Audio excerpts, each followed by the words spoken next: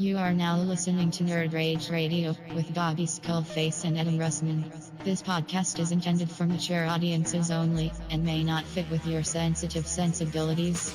You may be a victim of meaningless outrage, or you may, in fact, be a big ninny pants. If this is the case, please feel free to turn it off now. This is no country for ninny McNinny pants. So crack open the Mountain Dew. Make sure the cheese doodles are super fresh. We're in your mother's basement. It's Nerd Rage Radio.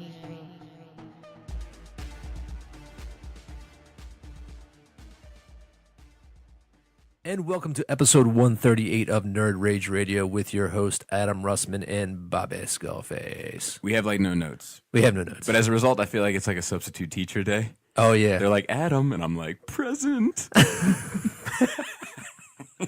That was the best, man, right? Dude, why was it so fun? Dude, I want to start off the episode with, my wife is low-key very funny. Yeah? Sometimes I don't give her enough credit. So she told me a story the other day. Okay. Enjoyed it so much that I have to like bring it to the people. All right. So she works in a financial company where if any time somebody has like in her company, somebody's like card is their information is released, or hackers or whatever, she's got to like let people know. It's like part of her job, right? So she's got this one dude who calls all the time, and he's just like one of these Debbie Downers. So anytime he calls, for whatever reason, he's just got to tell you a story about how shitty his life is, or so nobody ever wants to talk to him, right? And she tends to get stuck with him because she usually answers the phone. And so she got this notice for this guy, and she's like, oh man, I don't want to email him and let him know because he's going to be a fucking pain in the ass. So she just want to call him, right? Because he's going to be on the phone. She's like, I'll just email him, it'll be fine. So she emails him, right? And he doesn't reply to the email. Like she's emailed him for other things. He's talked to her 3-4 dozen times, right? So knows who Pamela Russman should be. And so finally he calls back, but a different number, and her coworker picks up, and he's like, I got an email from a Pamela Russman. Is she a real person? And like he's like, yeah, she works here. He's like, oh, I just want to make sure because Should have jumped on. You ain't dreaming, baby. yeah. He's like, I just want to make sure because there's a maybe like last year I clicked on something, and it's probably how they stole. And he goes into his whatever. So they get off the phone, and everybody her coworkers like kind of like get that look on his face, and everybody's like, who's he talking to? He's like, oh, it was Joe Schmuckatelli. He wanted to know if Pam was a real person. And my wife looked at him, didn't skip you. She's like, maybe he thought I was Spamela Russman. That's fucking perfect.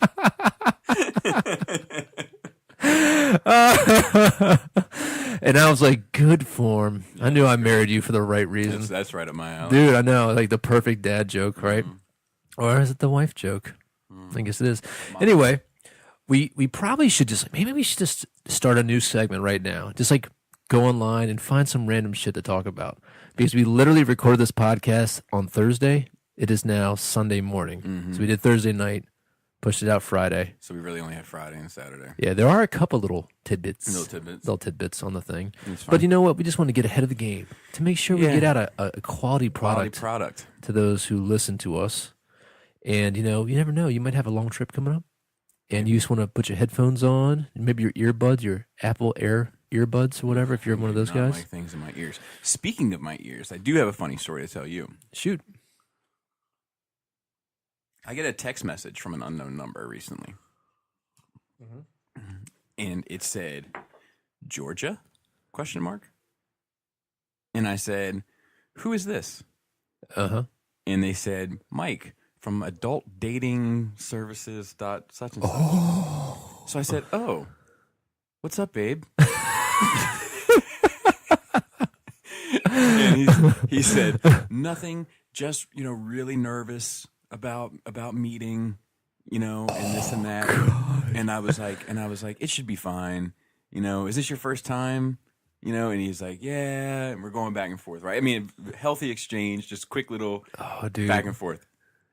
So then He said, if your face pics are anything like your body pics, you're going to be super hot. Oh, nice. So I said, well, there is something we should talk about. And he said, what is it? And I said, I only have one ear channel. The other ear is completely fleshed over. Now there's like this big long pause. You know what I mean? Like I'm talking about, like, I mean, we were bing, bing, bing, bing, bing, bing. And then there's this really long pause. I wonder if he's reviewing the pics to see if he can see it. And all of a sudden he comes back and says, well, you know, it's what makes you unique, and it's your story, and you're telling it. I'm like, that is so understanding. People often make fun of me and say things like, do you hear what I'm saying? You know, I feel like you're only getting half the story. And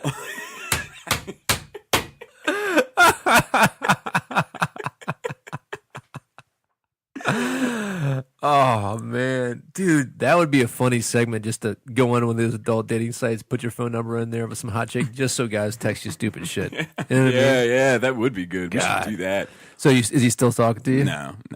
Did you break it to him? No. What happened? You just stop. You I stop. blocked the number. Oh, okay.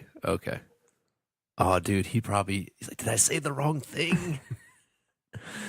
He was supposed to be meeting me yesterday at some local bar. So, oh god, I wonder how it went. In like this area?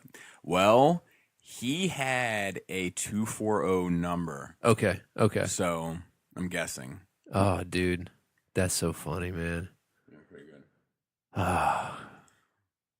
And actually, Laura and I went out last night, and I told her, I was like, if we knew where this place was, because like I kept trying to get the name of it, the address. Yeah. We should just go and just wait for him to come in and look around, or see who the person is, and then see how the conversation goes. And you know what I mean? Like if so. So I wonder if she gave him the wrong number by accident, and he's still communicating with her on the app. Yeah, I don't know. That's funny, bro. It was pretty good. Oh man, I've been glorious. Glorious. So, how was your nerd weekend? It was fine. I haven't done a whole lot. I did watch on Netflix Roxanne. What is that about? I'm glad you asked. It is a Netflix original film, a biopic drama of Roxanne Shanté's life, 80s rap star, early. I'll try to pull up like one of her big, her like, in my opinion, it's her biggest song. Anyway, it was fucking great. Really? Yeah. I like biopic films. So I'm biased, of course. Did you ever watch that Nina Simone one? I did not. I watched the documentary. Okay. Video Music Box continues with one of the hottest lady rappers. Dude, Video Music Box. I know. Here's Roxanne Shante and Roxanne's Revenge. Is that the microphone that she's taking on the classic? Looks like a dildo. I know, right? My name is Roxanne. I don't you know I just a cold rock a party and I do this show. I said I met these three guys and you know it's true. Let me tell you and explain them all to you. I met this dude with the name of a hat. I didn't even walk away. I didn't give him no rap. But then he got real mad and he got a little tired. So, this song, actually, they showed like the recording of it. Yeah. Like, she wasn't really doing music. Like, she apparently she rapped in the neighborhood, and that was it. And Marley Marl, who's a major producer, was living in this building, and that she was living in Queensbridge. And she goes walking. She's walking with her laundry, and Marley's like, "Come upstairs and do a song. Like, I got this equipment. Come upstairs and do a song." She's like, "No, I'm doing laundry." She's like, "Do the laundry and then come upstairs." Like, she did the laundry, came upstairs, did it in one take. He got it out. She's actually folding laundry while she raps in the video. You guys can't see it because this is an audio podcast. It's just so funny, man. Like, that era. And did she end up being pretty big? Yeah, but it was short lived. I mean, it's a tragic story, like all the shit that was kind of going on behind the scenes, and fucking her out of money. And like, she had this her mom, like, they lived in Queensbridge projects, and her mom was dating this guy, and they were gonna get this house. They were trying to get this house, and like, her mom like saved up like $20,000 and like gave it to him to like go get the house, and like he never came back. Oh wow. And like that was like the beginning of like the downward spiral of like her life. That's crazy. Yeah, it's fucked up, but it was great, and everybody did a great job. Nia Long was in it, and she played the mother, did a fucking outstanding job. It was Very good. cool. I watched it to just have something on to go to sleep to. Watch the whole thing. Oh, yeah. nice. I Yeah, watched. It was good. Let's go back and forth. Since I watched something with there's some spiritual guru, Ram. It was on Netflix. It popped up, and my wife was familiar with who he is. Uh-huh.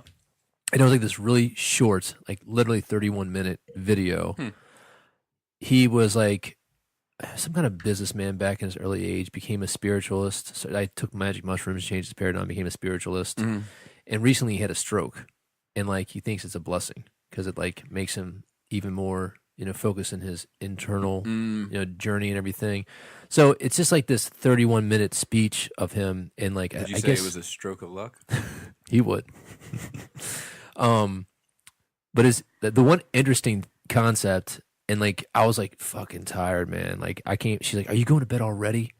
And I was like, "I'll stay up. I'll stay up." So she watched this. It was super short, and but one thing he said is how resilient we are to rely on others, and how humbling you have to be completely reliant on people, And now he's in the point where he is completely reliant on people. But he kind of thinks it's kind of a blessing because he's surrounded by people who love him and don't begrudge him for this process of his existence, how he puts it, and the fact that they love him and he loves them for the trust and everything. But it's actually it's very interesting, man. And he talks about like how life and death is like this process that just keeps going. You know what I mean? And you're not really who you are until you're born and you die type of thing. But it's just like, it was some deep shit.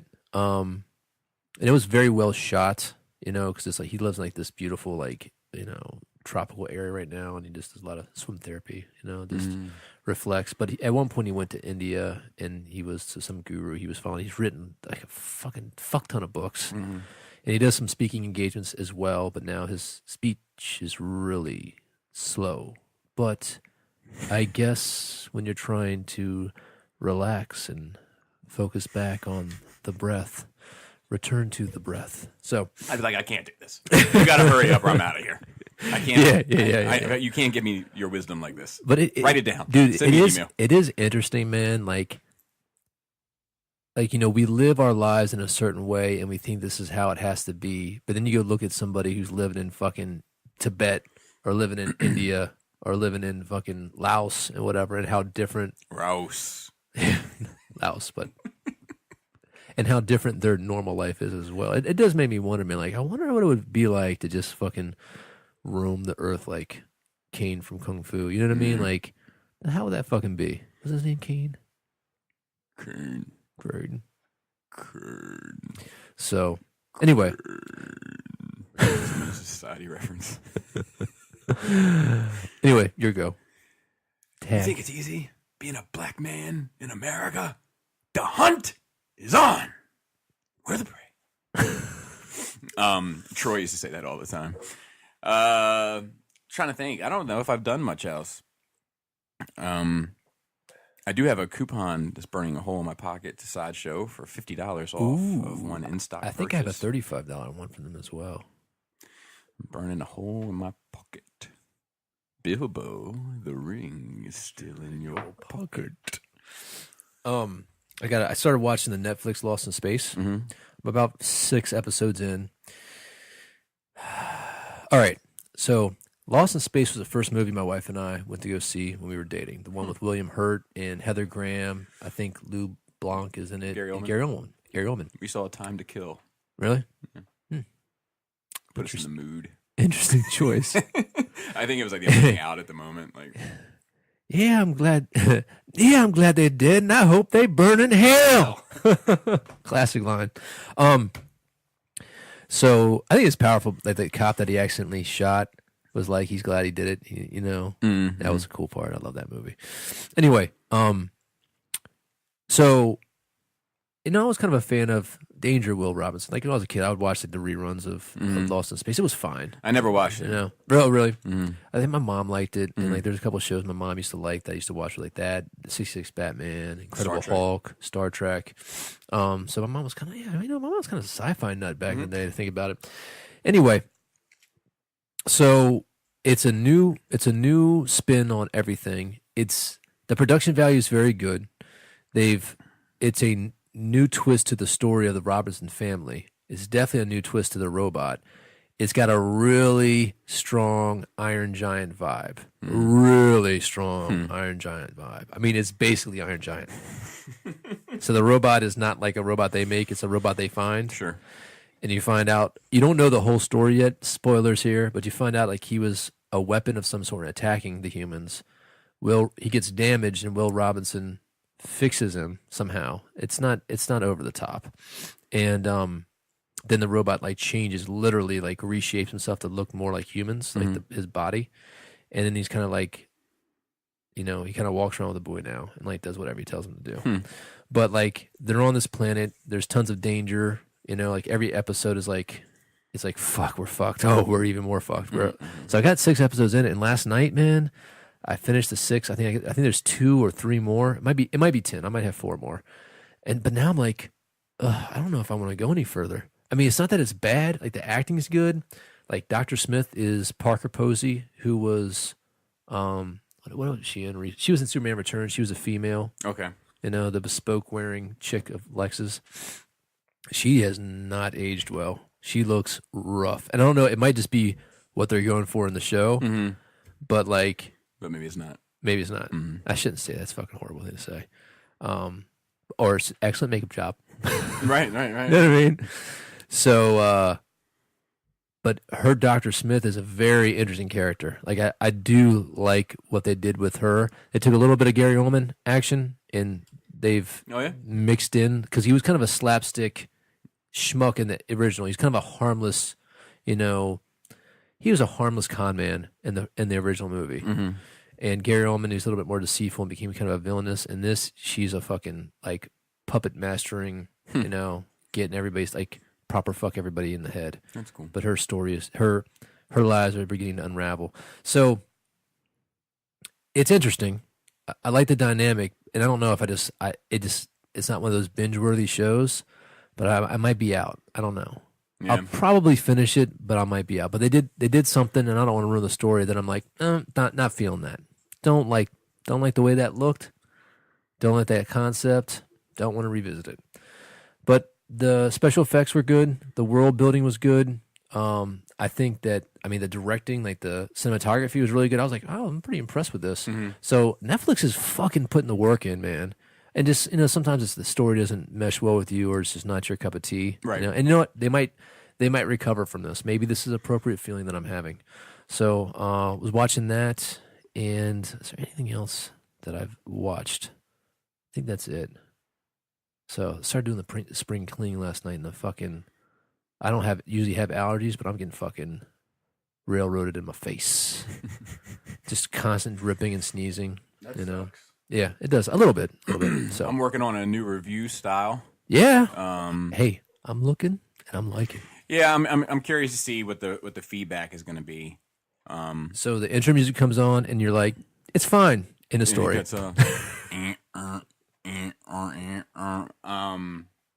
but yeah, it's I'm just trying to do for stuff that's like not really a big deal. Do you know what I mean? Like it's not something to really take a whole lot of time on. I'm just going to try to do it in the shortest amount possible. Yeah. And then do 5 minutes or less, like a review in 5 minutes or less. I think that's all you need. Yeah. These kids today don't have an attention span worth a damn. Right. And then you add on top of that you've already seen a pretty in-depth review of the same mold, perhaps, or something else. And, this is just, I'm just trying to fly through it so I can say as much final thoughts as I can and opinion stuff and then move on. Yeah. That's interesting. Yeah. I'm just anxious to see where it goes. I got an interesting topic. So I'm taking this sociology class right now. I'm going back to school for a little bit, trying to finish up a degree or two. And it's interesting. I've taken this class before, but for whatever reason, I think it's been too fucking long. They're like, you got to take it again. Like, all right. And so this book that I got is I mean, it's the social justice warrior handbook, basically. So, like a lot of the right. Well, first off, I have to say that even though I'm not buying into this shit, and I'm writing a lot, I've done probably 6 like papers, like journal papers so far, which are more like opinion pieces and experience pieces. I think probably 3 or 4 pages each, and got 100 on every one. My 2 essays that I've submitted so far got 100 both of those. So my teacher is not docking me for my opinions, which is cool. But so I'm supposed to be doing a paper on discrimination or challenges based off race, religion, gender, sexuality. And I am having hard time finding examples for the people that I'm interviewing. So, so I have a individual, black male. He was in the Army for 23 years, and then he got into federal service. Been in federal service for 15 years. He was a high-ranking and enlisted. Like got to like E9, and so he's in his mid 50s. So he would have been in the Army, let's say in the in the 80s or whatnot. Never once had any racial discrimination against him ever. I'd never seen it. 23 years in the Army, I never saw a true. I've had people say things, never experienced, never saw it, and I was kind of shocked. And so then I asked my dad and my stepdad, who are both gay guys. I was like, hey, have you guys ever had any experience of discrimination based on your sexuality? And they're both like, nope. He's like, my stepdad said, I've gotten the feeling of some people like not being cool with it, like it's not their cup of tea, or being uneasy about it. He works for the government. He's like, but I've never had any discrimination. Nobody's ever said anything to me. And I asked my dad about it. He's like, nope, never. He's like, I've had some discrimination because I'm male, but the reason for that is I've had to do procedures on females, and they would prefer a female to do the procedure. So there's that. Which I mean, I don't really think that's discrimination. It is discriminating. Right. Like I discriminated between tea and coffee. Right. But it isn't anything that's unreasonable because somebody doesn't feel comfortable. Right. And I have spoken to a female, and she's pretty, executive level thing, and she says she has feelings that she is not appreciated for what she does, but she doesn't think it's because she's a woman. She thinks that it's because there's favoritism and people like other people better than her, but she's not like, there's other women that have been hired, but it just basically like it comes down to what she believes is actually she intimidates some guys who don't know how to deal with women, and they feel uneasy around her because they're just not self-confident, but she doesn't think it's a blatant discrimination. So I was like, that was interesting. It was interesting in those case studies, and it was like, sitting down, whatever, but it's pretty cool. And so I wonder sometimes the big focus of this is like the gender pay gap and like why, some cultures excel and other cultures don't, and is it discrimination based? And I'm sure that discrimination has a part in there, but the other part of it I do think is like, it's like the society and the values that you live in. Because like the question was, what factors do you think have made you successful in your life? And when it comes down to it, I was born too much premature. So the real reason for my success is I lived in a culture that valued human life and had the ability to create medical devices and technology to sustain the life of a premature baby born in the 80s who would have died earlier in our history. That is the true, the most important aspect of our culture that has led to my success and therefore the existence of my progeny. Of our culture, yes. Yeah, I agree. yeah. I mean, we had like we were both fortunate to have a great school system. We did, yeah. Yeah. And there's I can attribute a lot to my success. I'm using the term success. You know what I mean? No, you are, but very functioning successful. independent adult with but I owe a lot of that to my father. Yeah. My grandmother, the school system that I came up in. Yep. And do you feel like people who grew up with you of different races, religions, sexual orientations, ethnicities did as well, or a reasonable amount as well? I think that the one exception I would throw to that, only because I don't know, Okay. is gay people. Okay. Like, You don't know. I don't know because I don't have contacts with those folks from that period. You don't of have my contacts life. with those people. You don't. Well, when you were young, we didn't really know who was gay and who was straight. Right. Yeah. But there was always a couple that everybody knew. I feel like in every high school. Yeah. But I think during the time that we came up, I mean, and I can't speak for your high school experience, but I can definitely speak for mine. Like they were, and it's not discrimination in the sense of what the system has to offer that person, Yes. but it is socially. I mean, they were extremely ostracized. You know, like they're like, if they came out when they came out. I mean, they didn't even have to come out. Yeah. They were close enough. Gotcha. Do you know what I mean? Gotcha. Like, and I think that was just a sign. It was a part of that time. Yeah, there is, and I've talked to my dad about this. He said there is an interesting generational gap where there was people who were gay, they were closeted, they knew the grind. They didn't know about Grinder yet because it wasn't invented, or Scruff. I think that's what they I don't use. know about Scruff. Anyway, there's a reason for that. But you know, and there was like that group of folks. I guess in the 90s is when people really. I mean, unless you lived like in San Francisco or areas, Right. You know, there's that time where the communities were just strong enough to sustain themselves, where people were like kind of like, you know, busting out of the closet, and you know, and people were dealing with it. I kind of feel now like, unless you're like out, I hate to generalize like the Bible Belt. Like if you're in like some small town in the Bible Belt area where the stuff is still not. But I think it's this generation, like this next generation, is just a lot more accepting of it. You know, like which is cool. I work, you know, as a mopper in a very blue collar field. Most of the men that work there with me are, you know, men's men and hands dirty and that type of crowd. And we have gay guys that work for our mopping company, and like I think where they would have been met with a lot of pushback 20 years ago. You know, people get along fine. You know what I mean? And laugh about shit, and you know, I agree. That is cool to see. I think in terms of growth. I saw an amazing video by Bill Maher yesterday, and he started talking about the social justice. He's like, listen, he's like, you can't go back. I guess Molly Ringwald went back and was like making comments about like, you know, Pretty in Pink. Was it Pretty in Pink that she was in like The Breakfast Club, and like how so misogynistic, whatever. He's like, listen, nobody was woke 20 years ago because the shit wasn't invented. Right. And let me tell you something right now. 20 years from now, people are gonna be like, God, can you believe they had cell phones in their pocket next to their nuts? Right. What a bunch of fucking savages. Yeah. So he's like, listen, there gets to be a point where, you know, we are ever evolving, where our sensibilities are ever becoming more reasonable. Right. And we're looking at things and we're saying, you know what, maybe that's not appropriate anymore. And that's a good thing. You know, like, all right, let's get better.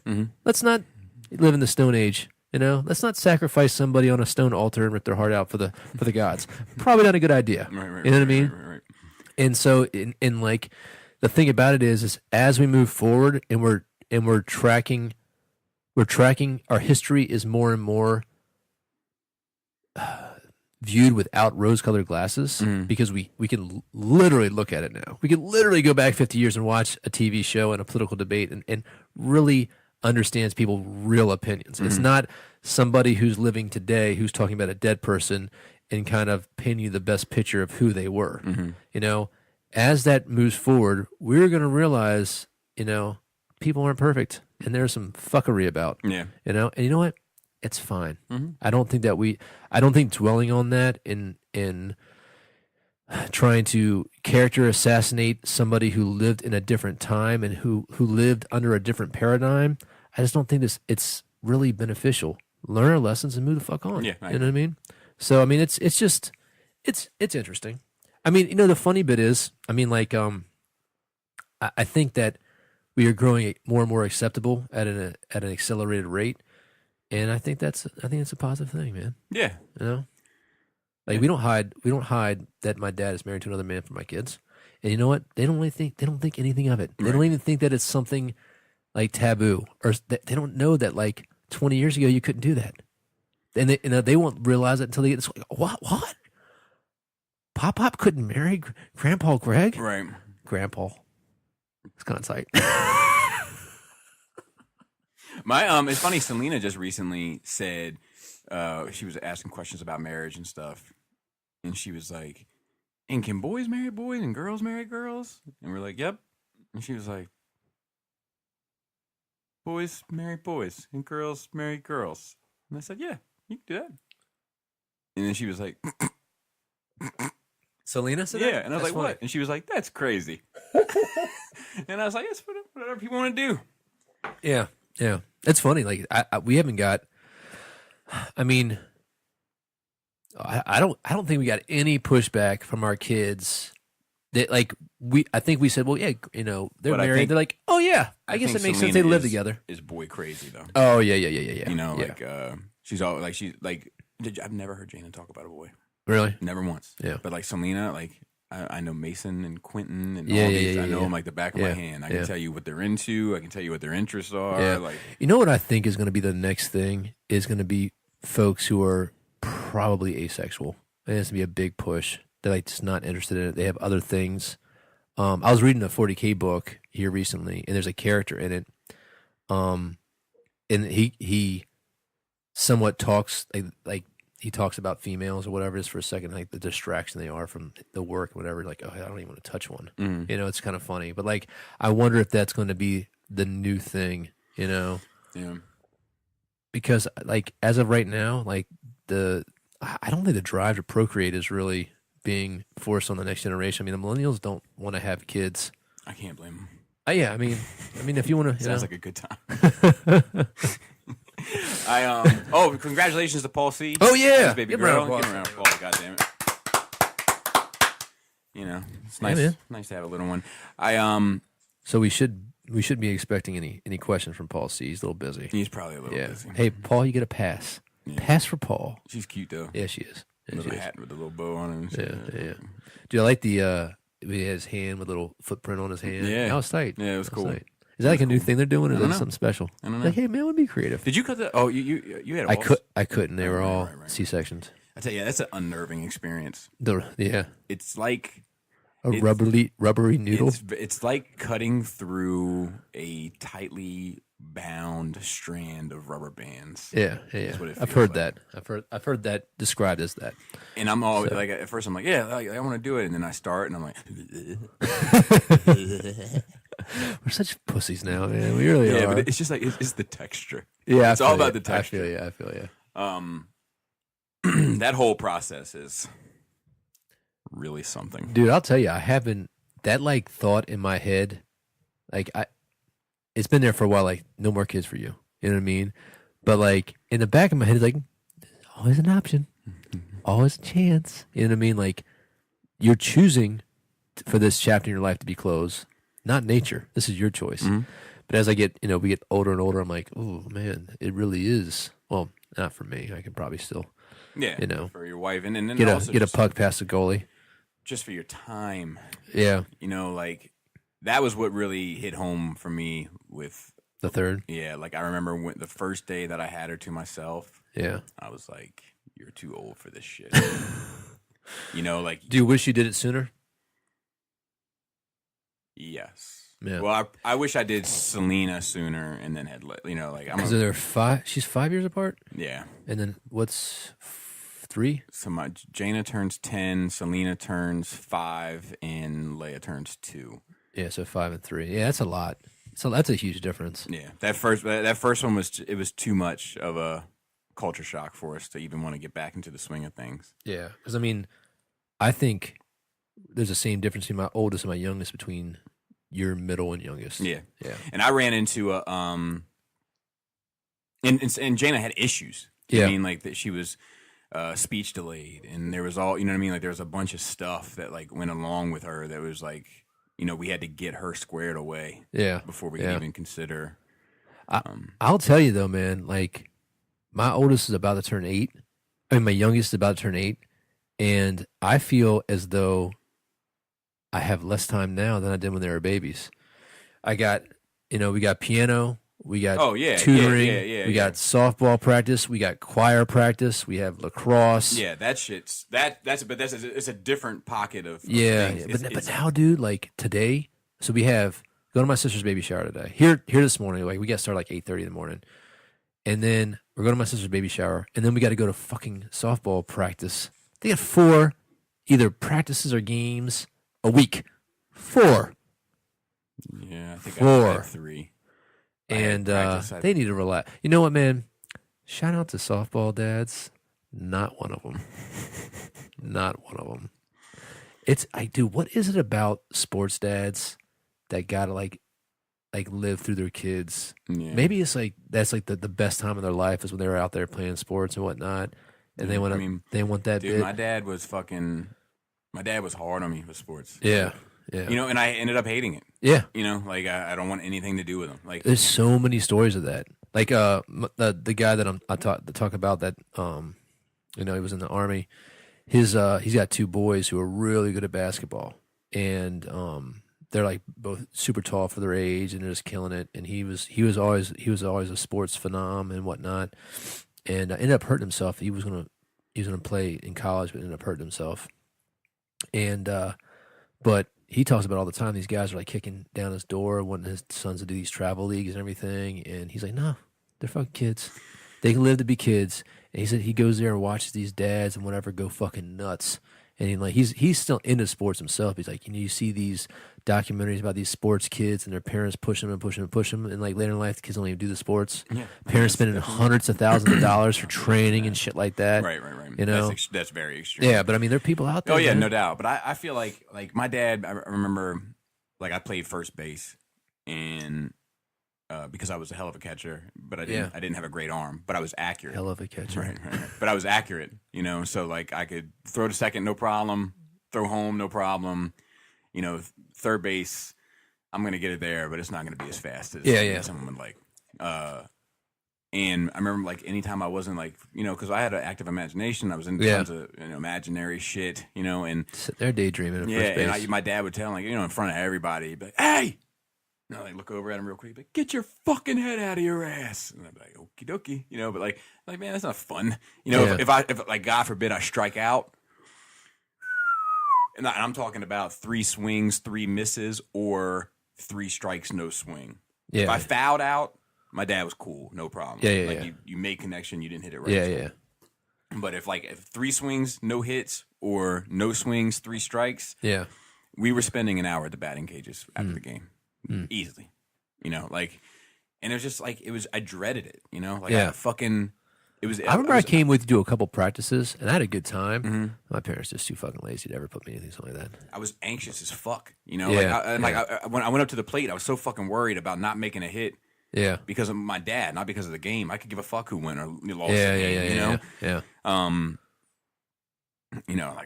Dude, if you did strike out, I remember like looking over first before you start walking back into like the little dugout area, oh no, no. But I had practice on Tuesdays and Thursdays. I had Taekwondo Monday, Wednesday, Friday. I had a game on Saturday, and then I had played soccer too, right? And then I played baseball during one season and soccer during the other season. Yeah. So I had an extracurricular activity Monday through Saturday, and then Sunday for a while I went to mass. Yeah. And then this fucking nun stole my Matchbox car, dude. I'll never fucking forget it. Really? Yeah, Matchbox did this series of like monster cars. I remember. You remember them? I had the purple one that was like a bat that sat on top of like the chassis of the car, and I thought it was fucking cool as shit. Yeah. And I was just driving it around during Sunday school, and this fucking nun came and took it and never gave it back. Wow. Thieving nuns. What are you doing? I was like, none your business. Dude, for the longest time, I used to think my priest was God. Oh yeah, you told me about that. Yeah, didn't Jana think that too? Yes. Yeah. Well, she thought that. She thought the principal. No, it was the lady that did the mass. Dude, it's so funny. Chapel. It's so funny. Like that's like primitive people. Yeah. Just assume that you're. Oh, okay. You must be. Yeah. I'll follow you. I mean, I remember saying in school, what do you think God is real? I'd be like, dude, oh, yeah. when we introduced you to him, they probably thought I was a complete psychopath. I mean, you call him God. You call him God. He goes by Eric. He dresses like a dickhead. Yeah, man. Yeah. But yeah, so I had extracurricular activity Monday through Sunday, and day in, day out. But I hated it. Like all I wanted to do was sit home and watch Mario Brothers. Yeah. Like with that show. Rubber Band Lou. Dude, I used to think Mauser was fucking badass, like with the shades. Yeah. Dude, look at this guy. If ever he popped up in an episode, I was like, oh shit. Don't go back. Yeah, no, I'm sure. Don't go back. I'm sure. And I just think the Koopa Kids were crazy cool. Also. Yeah. Anything that was like a crew. Yeah, man, you're very crew focused. Yeah. Very crew focused. I like the Koopa Kids. I like the Seekers. You like the safety in numbers. That's what it is. I like it. You should have been a gang leader. You missed your calling. I missed my calling. I could have risen to I remember one time like you look good with tattoos as well, so I mean yeah. I remember one time that I was in we went to Myrtle Beach with my dad and with you and me? No, it was just him and I, and we were talking to this guy at some store. I think we were getting ready to do some shit. Like I have a string of terrible experiences that took place at Myrtle Beach. One of them, like we stopped at like the Outer Banks, or it was Nag's Head or whatever, and did like hang gliding. Yeah. Let me tell you something. When we want me to describe hang gliding to you, sure. They put you in this fucking outfit, which makes you feel like a dickhead. Yeah. And then you put the outfit on, you climb up this fucking dune hill that sucks, and then they put the fucking hang glider attached to like this backpack that you wear. Yeah. And then the day that you go, there'll be no wind whatsoever, and you'll make small jumps down the hill that you just struggled to get up. That's what hang gliding is. Nice. Like if you don't have the right wind for that shit, don't waste your fucking money. Just jump down a hill. Just go outside and jump down a hill. Wear a big jacket. Jump down a hill. Same exact thing. But we went to this place and we were like to go boating or parasailing or some shit that my dad wanted to do, and he was like, I was so over it. I didn't want to be there. I just wanted to hang out on the beach. Were you like 12 years old? Or hang out at yeah, exactly. And this guy was like, and what about you, young lad? Like, what do you want to be when you grow up? And I just looked at him and I said, a thief. Like, didn't mean it. Just was fucking, I didn't want to talk to this guy. And after I said it, I was like, that is going to piss my dad off. Because my dad doesn't tolerate, like, criminal activity. Yeah. But the guy was just like, well, that might not be the best plan, young man. And I was like, no, I'm going to be really good at stealing things. So I'll only have to work a few days of the month, and I'll be able to sustain myself. And he was like, we'll see. We'll see how that works out. Anyway, my dad ended up loving it. Oh, really? Yeah, and like was telling, like I remember hanging out with like some of my dad's friends at work. Yeah. And telling him my dad liked how awkward it made the dude feel. And he loved that story. He used to tell it all the time. Dude, it's like it's like inconsistent reaction to shit, because like, you're like, oh, I'm gonna get knocked the fuck out today. Yeah, that's what I thought. I mean, one of my dad's favorite lines, like if I ever said anything that was crazy, yeah, and like I felt like I needed to explain it before the reaction, like I'd be like, I didn't mean it like this. And my dad used to be like, are you still standing? And I say, yeah, then I know. Man. I remember that time that we went and rack you upside your head. Oh, dude, that was funny. And you know what the fucked up bit about it was? Is like I was shooting like gold. Remember I hit both the hole-in-ones that you got a free game? Uh-huh. I still have the tokens someplace. Oh, really? The wooden tokens. So like Bobby's dad was like one of these dudes who wanted to be like a golf professional, and then more than that, he wanted you to be a golf professional. Yeah. I mean, he travels around the world. Yeah, and plays golf. You heard a little click. I hit this. I don't know if that what? I kicked my chair. Oh, that's fine. And so, like when we were in Myrtle Beach, he would play golf all day long, and we would either be on the boardwalk walking around. They didn't really have a boardwalk, or just trying to be delinquents because we were little delinquents. But every once in a while, he took us to the putt-putt places. I remember one time I played around with him. We played around with him, and I was loving it. I was having a great time. And you were not having a great time. And he was very upset. But anyway, we went to this lighthouse putt-putt golf or whatever. What was it called? Pelican Point. Pelican Point. That's right. and your stepmother, not then your stepmom, like just your dad's girlfriend at that point. Girlfriend. And I was on fire, and you were not, and I was killing it. And like your dad, I think he was getting frustrated because you were shooting so sloppy. Yeah, and that was my least favorite course to play. Yeah. I hated Pelican Point. And there was another conversation going on between you and your stepmom, and I don't recall exactly what it was about. But listen, man. Let me caveat this. With this. I think your dad liked me coming with you because I was always so excited to be doing something because I never did shit with my family like that. So I was always in a good mood, and then he kept you entertained. You always had a good time, right? Until we added that other element in, and then it didn't go as well. Yeah. I fucking couldn't stand her, man. She's fine. But she said I got a 5 on this hole. Oh yeah, that's and right. I was like, it was a 4. Yeah. And she was like, it was a 5, and I was like, 1. Like I took my finger and like reminded her of the strokes. I was like 1, 2, 3, 4. Yeah, and you were right. Yeah, and my dad was like, "I'm gonna wreck you upside your head, boy," and like was aiming the end of the golf club at my face. And then you kept repeating it. Yeah, and then I kept repeating it. Because there was that element too. Like I think we were 13 or 14 when that incident. No, it was we older. were 15. Yeah. Because that was our last year. Yeah, it probably was. So, because like the first time I went down with you guys, it was like 2 weeks. Mm-hmm. The second time, it was 10 days. Mm-hmm. The third time, it was 5 days or 7 days or something like that. Like, kept on getting shorter. Mm-hmm. And I don't know why that was. I don't either. It could have been any number of things, honestly. Yeah. But yeah, I was fucking not feeling it. Yeah, I feel you. I do wonder now that I'm older. 'Cause I remember that first year I went down, you're like, "Oh, don't bring any money. My dad wants to pay for everything." And I was like, oh, "Okay." And so I didn't bring the money. And then the next year I brought like a bunch of money. So whenever your dad was like, "Hey, listen," to my mom, like, "You need to give me some money. I'm not going to pay for your kid." Well, I know that your mom and my dad talked. Yeah. And my dad asked for, I think it was $100 or something. It wasn't a lot of money. Yeah. But to help with food. Yeah. You know, and it was no issue. Yeah. But the second time I brought my own money, I remember that because I had like $400. And I was like, I've never had that much money. Right. You know, as a kid. And I remember like check on it every day because I had it like in the drawer, like the side drawer, and make sure like the clean lady didn't go in there and steal it. And then ironically, well, yeah. So that was a good time. I wish we'd do that. We should do that with our kids. Go down to Myrtle Beach. Yeah, It's changed. Why not Myrtle Beach? Is it bad now? It's not bad. It's just like, it may not even be that it's changed. How about Rehoboth? It may not even be that it's changed. It may be that just I'm old now. I don't want to be bothered with a bunch of young people bullshit. You know, it may have always been. Yeah, true that. We gotta figure out something here soon. Yeah.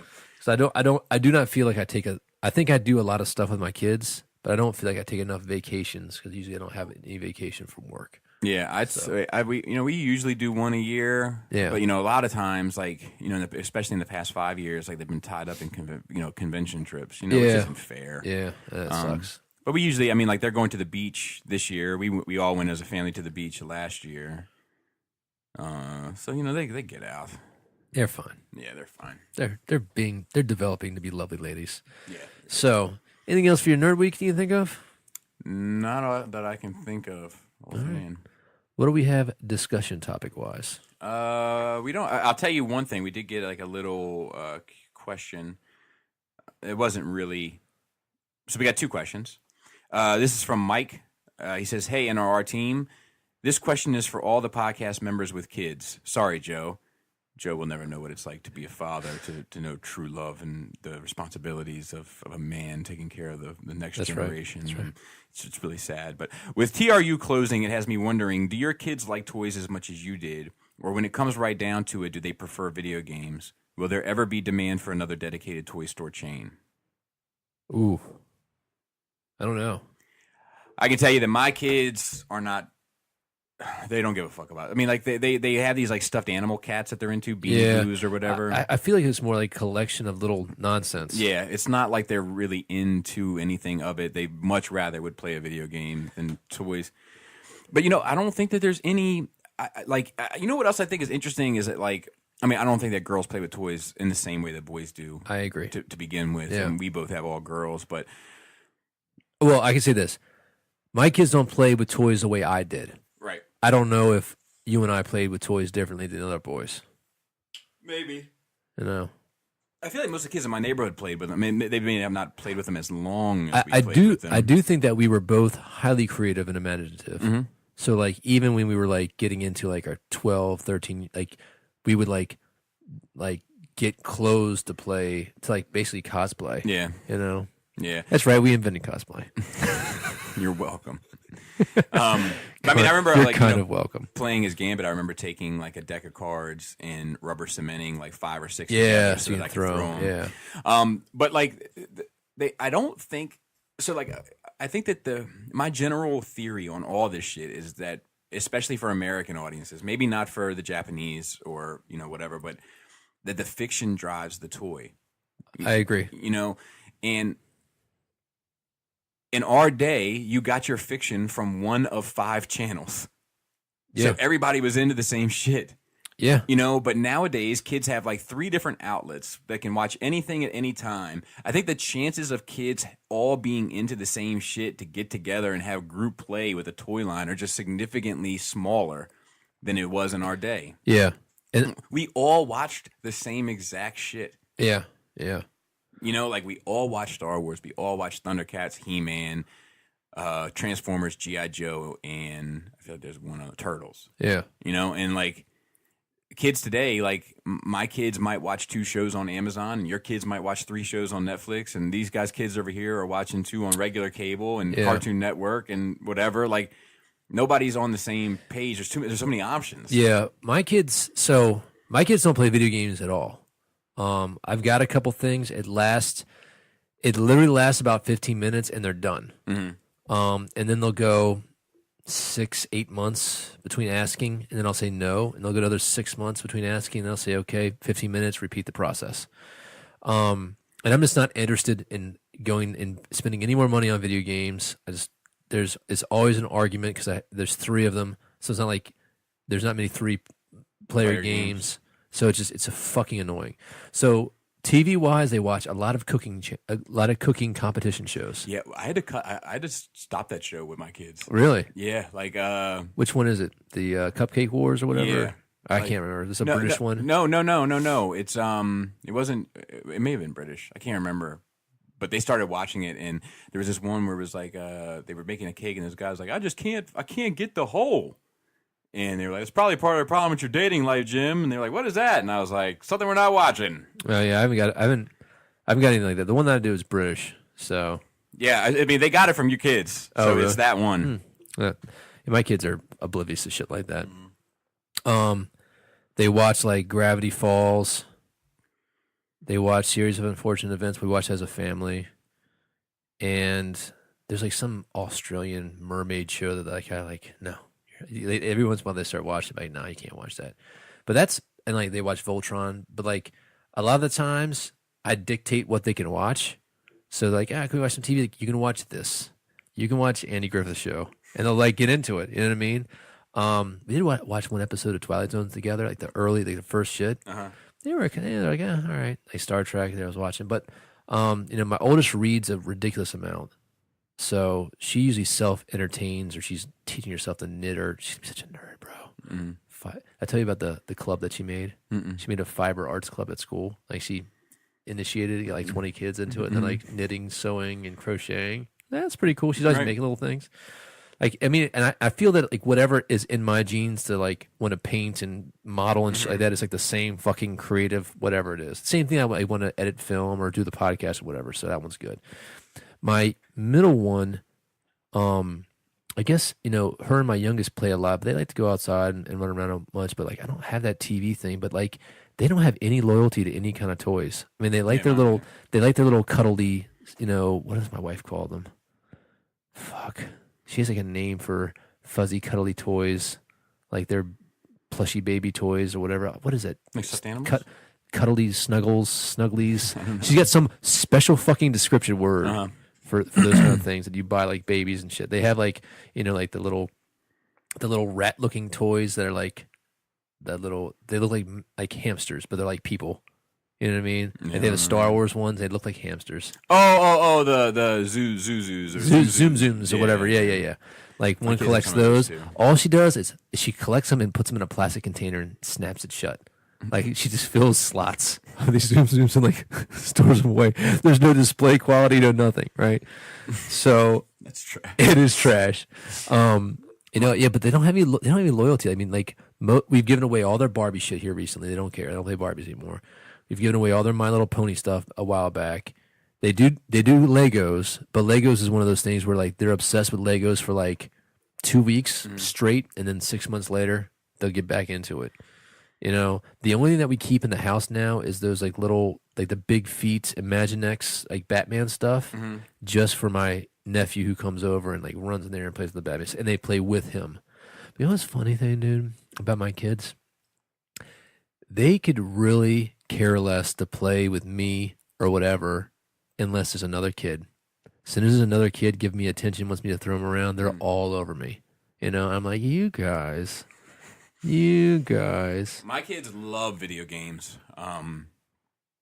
Like, and they get into it. Like, they get into zone out. Like, well, I mean, they get into like the story and the lore and all that kind of shit. It's the only thing I've ever seen them respond to that way. Yeah. So, like, you know, they'll get into Sonic, they'll get into Mario. They want to know about who the Mario villains are, why they're villains, you know, what happened to this world to make it this way. So, like, I dig that type of shit. Jaina, excuse me, she plays these games. Oh, I could tell about Selena. Continue this. Like, where I'm like, this is trash. This game is super trash. Like, I like hear, Flappy Bird. Wait for this. All right. So I hear like her talking, and like there's like different voices and different characters. I come out of a room, and they're having like a little adventure, and I come in, and I've come into a room where I see all this shit that we have bought her over the course of years. Yeah. Toys and, you know, art stuff and all this shit, and it's everywhere.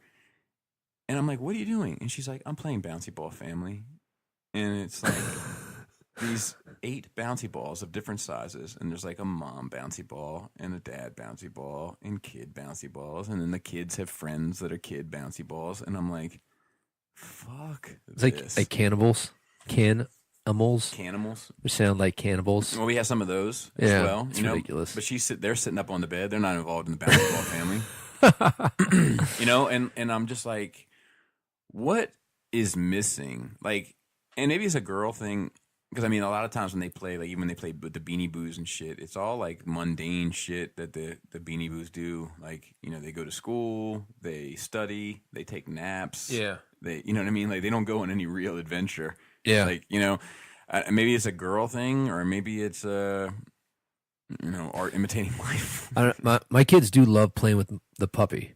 Like they go downstairs and like get on all fours and like chase the puppy around and whatnot. So that's cool. It's funny. It is so much different than my last dog. My last dog was my dog. Like he followed me around, and wherever it was, he'd lay down there right next to me. You know, and if I wasn't home, he was down on the front mat by the door waiting for me to come home. When I was home in bed, he was laying next to me in bed. This dog is not my dog. Like, we go upstairs and he sneaks off and lays in the bed with my middle daughter. Like, dude, we bought them. Oh, so fucking ridiculous, man. So we bought. Have you been up to their rooms recently? Mm-mm. We bought these bunk beds, but they're not bunk beds. They're just raised platform beds, so you can like put a dresser underneath the bed or a desk, or yeah. But it's not like normal. It's like, you know, it comes up to like my chest, right?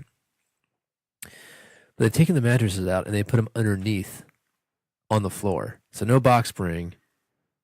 They just have mattresses under their bunk beds. They're not even using the top of the bunk. They just want a little shelter to sleep under, right? Strange. It's very strange. I don't know why my wife agrees to do this shit. So the dog goes in there and like jumps on the bottom part of the bed because it's right there on the floor, curls up to the ball and wants to stay there. But then he never sleep there because he starts moving around and waking her up, and then like, you know, an hour later she comes back and lets him in our room, you know. But they do play with the dog a lot. Funny thing with the video game though, before I forget, so Selena, for whatever reason, recently has turned the corner on this super sweetness. She's just been so sweet. Every day I come by, Uncle Adam runs over, gives me a big hug and wants me to hold her and wants to tell me about what she's doing in her day. Just so cute. I miss that age, you know. And so she's like, let me show you Sonic. And she's like, listen, I'm going to show you how to play it, but then you have to make your own profile because you can only use your profile. And I was like, oh, I can't use your profile. She's like, that's against the rules. You need to construct your own profile. Or she said something I don't know if she used the term construct. Might as well. It was very technical, you know. And so then we were playing with it, and I was like, let me try. She's like, wow, you're really good at this. I said, I guess you're a good teacher. She's like, I must be. She, yesterday she said to my wife, she was like, my wife was looking like $1 million yesterday. God damn. And she came up to her and was like, something's missing. On your wife? Let's go upstairs. So I was like, okay. And they like go upstairs. She's like, we need, I don't know what, earrings. It's earrings. And she like starts looking through the drawers and she's like, it's these. These earrings here. This is what you need to complete your fashion designer. Yeah, that's like her like thing. You know, she comes downstairs. I mean, she looks like a fucking shit show. I mean, like, you know, different socks. She's got a pair of pants with a pair of shorts. You're talking about your child now, not your wife. Yeah. You know, so it's just funny. She's funny. Hey, kids are funny, man. And then the next one is from Josh. So he said, welcome back, Joe. Good to have the trio reunited. Here is how you reboot the last Starfighter esports. This could be a professional league for the game Starfighter, and teams of 4 to 6 compete as pilot and gunner teams or tandems. And Centauri is the Earth representative overseer of the Starfighter League. And young Alex Rogan is about to complete in his 5th consecutive Starfighter World Championship.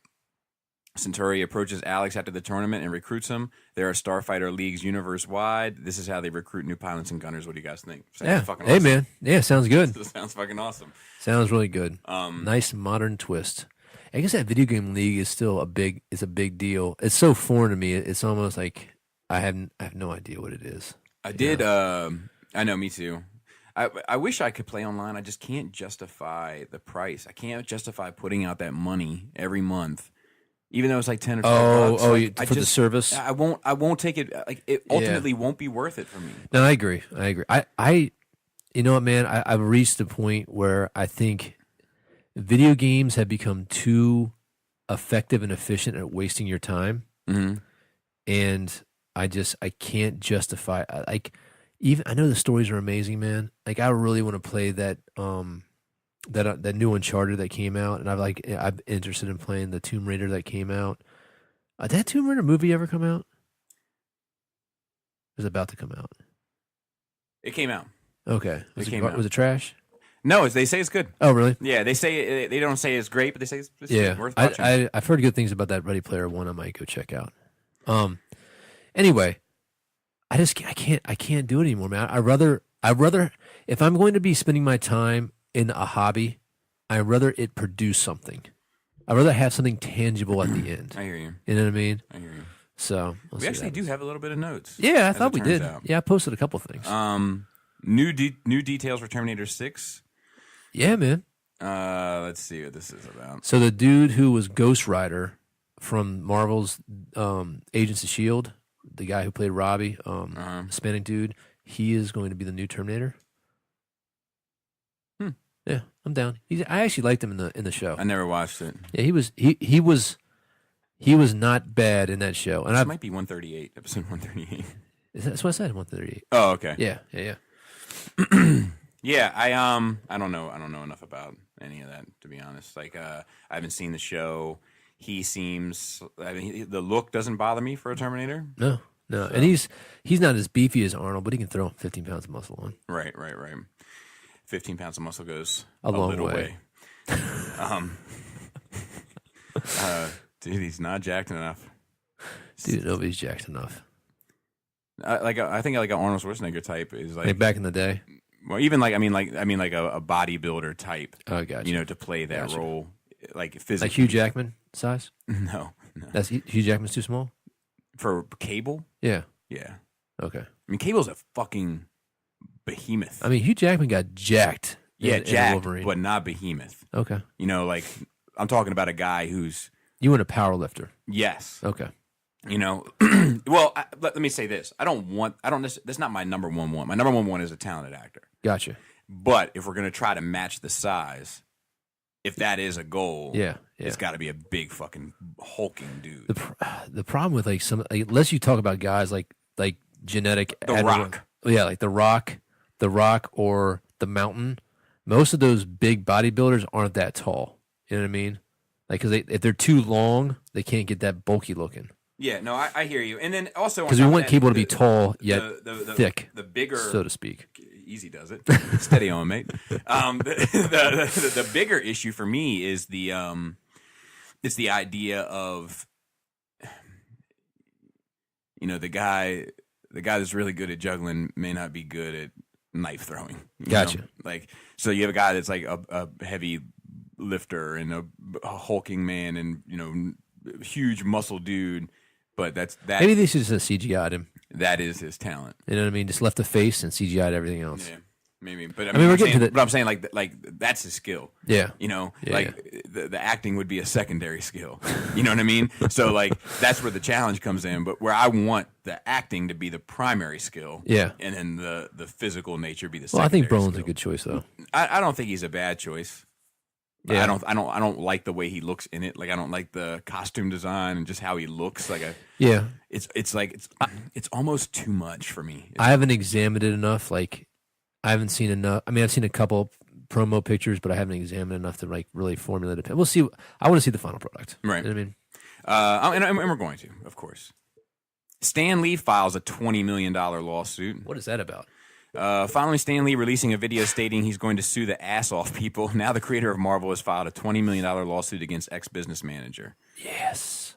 He says he swindled him out of $1.4 million. Whoa. Stan's claiming this guy was responsible for having a nurse inject Lee with a syringe and extract his blood to sell the cigarettes. That really happened. Like, that's what he's saying. Wow. The lawsuit states that his ex-business manager bought an $850,000 condo without Stanley's permission, and that he also may have forged a $300,000 check. Wow. Like, this sounds like, but I mean, Dude, can you imagine what do you think comic book fans would do if they can get their hands on that guy? oh my God. I think there's enough loyalty of comic book fans, like, that they would go and do harm to that guy. I think so too. You know what saddens me though? Not that I would, because that would be illegal, right. and I wouldn't commit a felony. What saddens me about Stan Lee, well, not Stan Lee, but just how big the comic book industry is now in the mainstream, and that Stan Lee gets to kind of experience all that, which is awesome. Yeah, but he never got to reap the No, wait. Okay. That Jack Kirby never got that. Oh yeah. You know, that's a valid point. And like, it's just a fucking bummer.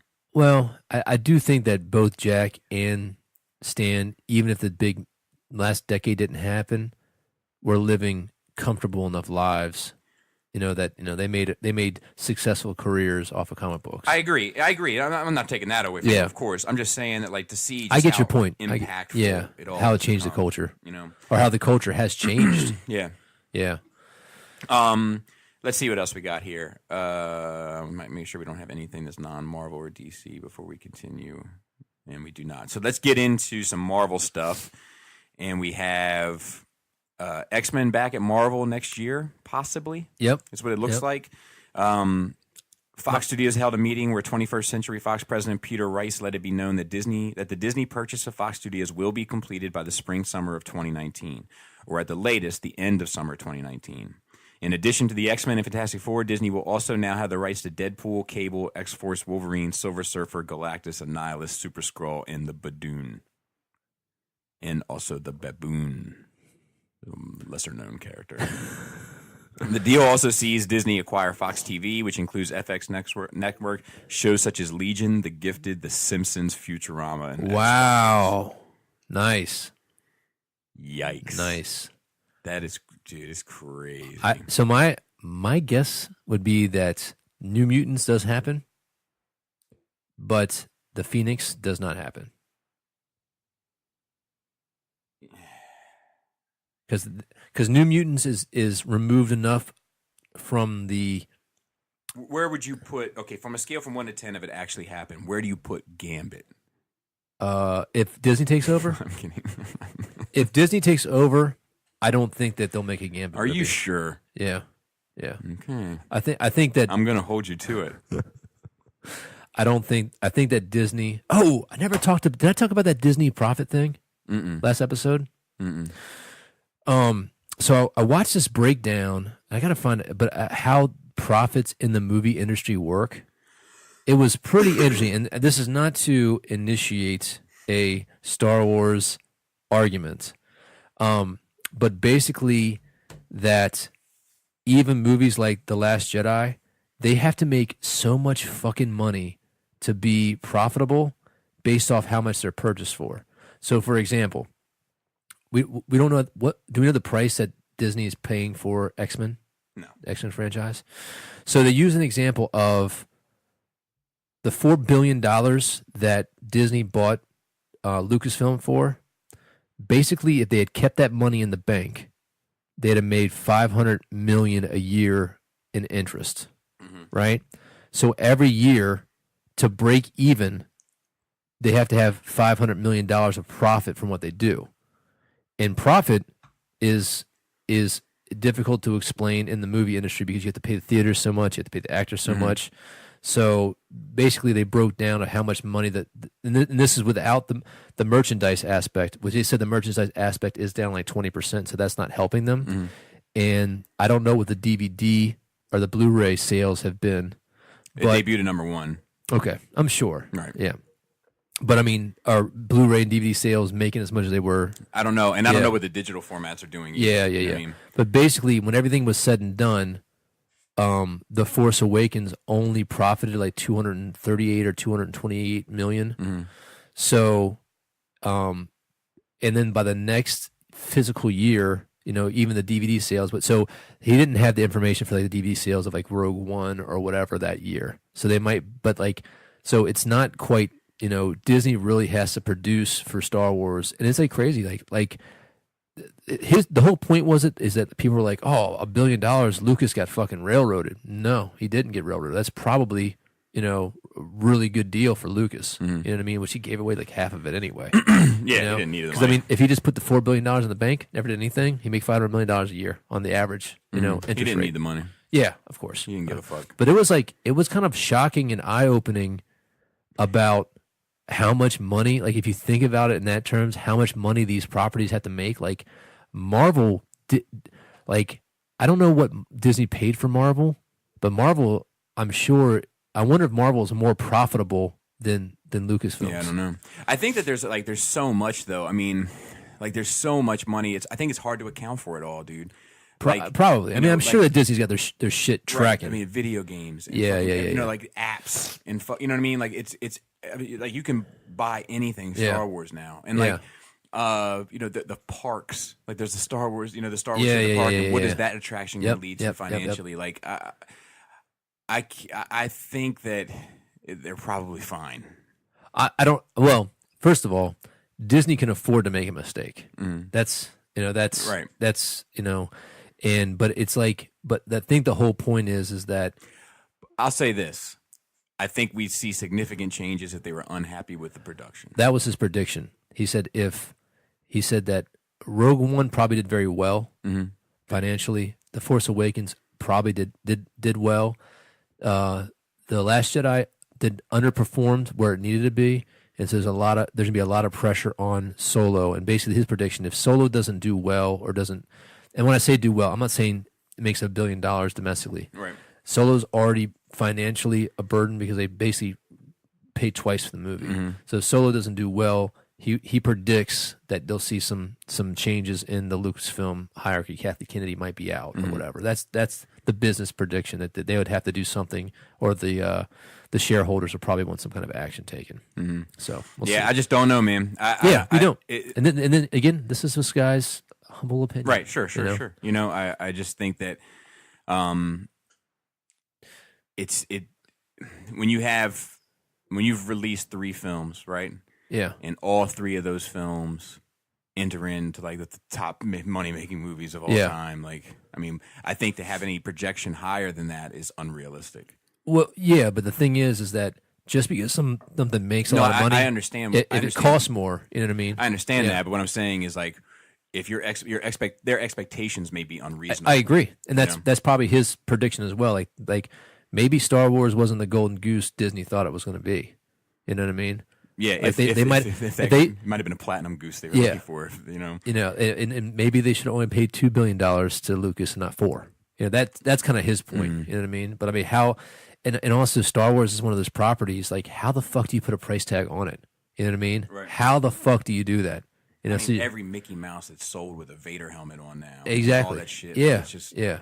I would just have a very hard time believing that they consider it to be like a financial error. Well, but sales don't mean, sales and profit are a different thing. And the other thing is like, what he's saying too is like that's such an expensive thing. Even if they're profiting $250 million a year, they could have been profiting $500 million. You know, so even if it's profit, No, it's not necessarily a good business choice. Okay, I understand. Okay. I'm just saying that I would find it hard to believe that they're not doing very well. Yeah, I would personally find that hard to believe. New Mutants in an old hat. The New Mutants is back to full-fledged horror. It's confirmed that the upcoming X-Men New Mutants movie will be indeed a horror flick. It's basically about these mutants in a facility for damaged mutants. It's a real wordsmith. Yeah, I know, right? It's a story about these characters coming to grips with who they are, and it's a horror X-Men movie, which we haven't seen before. I feel like for an X-Men movie, yeah, I think they're going full-fledged horror. Without saying too much, I really don't want to give away too much. What it's about, it's very under wraps, but horror. Too much, mutants, horror, mutants, horror. Too much, mutants, horror. Sorry, I got caught in a glitch there. But it is, in terms of anything we've seen in the X-Men world, definitely a horror film. It's scarier than anything we've seen in that genre before. I'm down. I think this movie's going to be a piece of shit. That's just my prediction. Like, I'm not getting a good vibe. Oh. I don't know. We'll see. Why do you think it's going to be a piece of shit? Like, what do you mean by piece of shit? So, the trailer didn't grab me. Okay. Every time I see, like, pictures or stills from it, I get a very WB thing from it. Okay. There's this pushback for it. There is now that they're introducing a new character. Reshoots. Yeah. Well, I mean, like it's like a whole new storyline. Okay. And then I get a WB vibe from a lot of the imagery that I see. Mm-hmm. It's just nothing about it is a turn on, and there's no. Bailey J was cast as additional character. Would that be a turn on? That's my kind of mutant.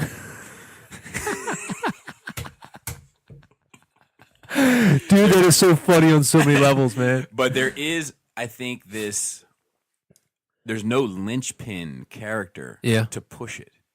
Yeah, that's a good point. Like there's like even any of the marketing and any of the promoting. I do think that this has the potential to be kind of a cult, to gain like a cult following. You know what I mean? Mm-hmm. So I think that's a possibility. But you know what? You know what? I'm gonna enjoy being able to go see a fucking comic book movie. Not have to worry about a fucking bunch of kids there. Yeah. Because you know what? My Deadpool experience was pretty good. I don't know. I think there's gonna be a lot of teenagers at this. NC-17. I mean, not NC. If it's R, they have to be 17. Well, I mean, okay. You know what I mean? Like 17, I don't want a bunch of 12-years there. No, I don't think what I mean? But I think 15, 16, I think you're going to see those folks there. If somebody buys their ticket. Because I feel like, not an issue. But I feel like this says teenagers come see my movie. Yeah, maybe. Yeah. Do you know what I mean? I think I'm outaged.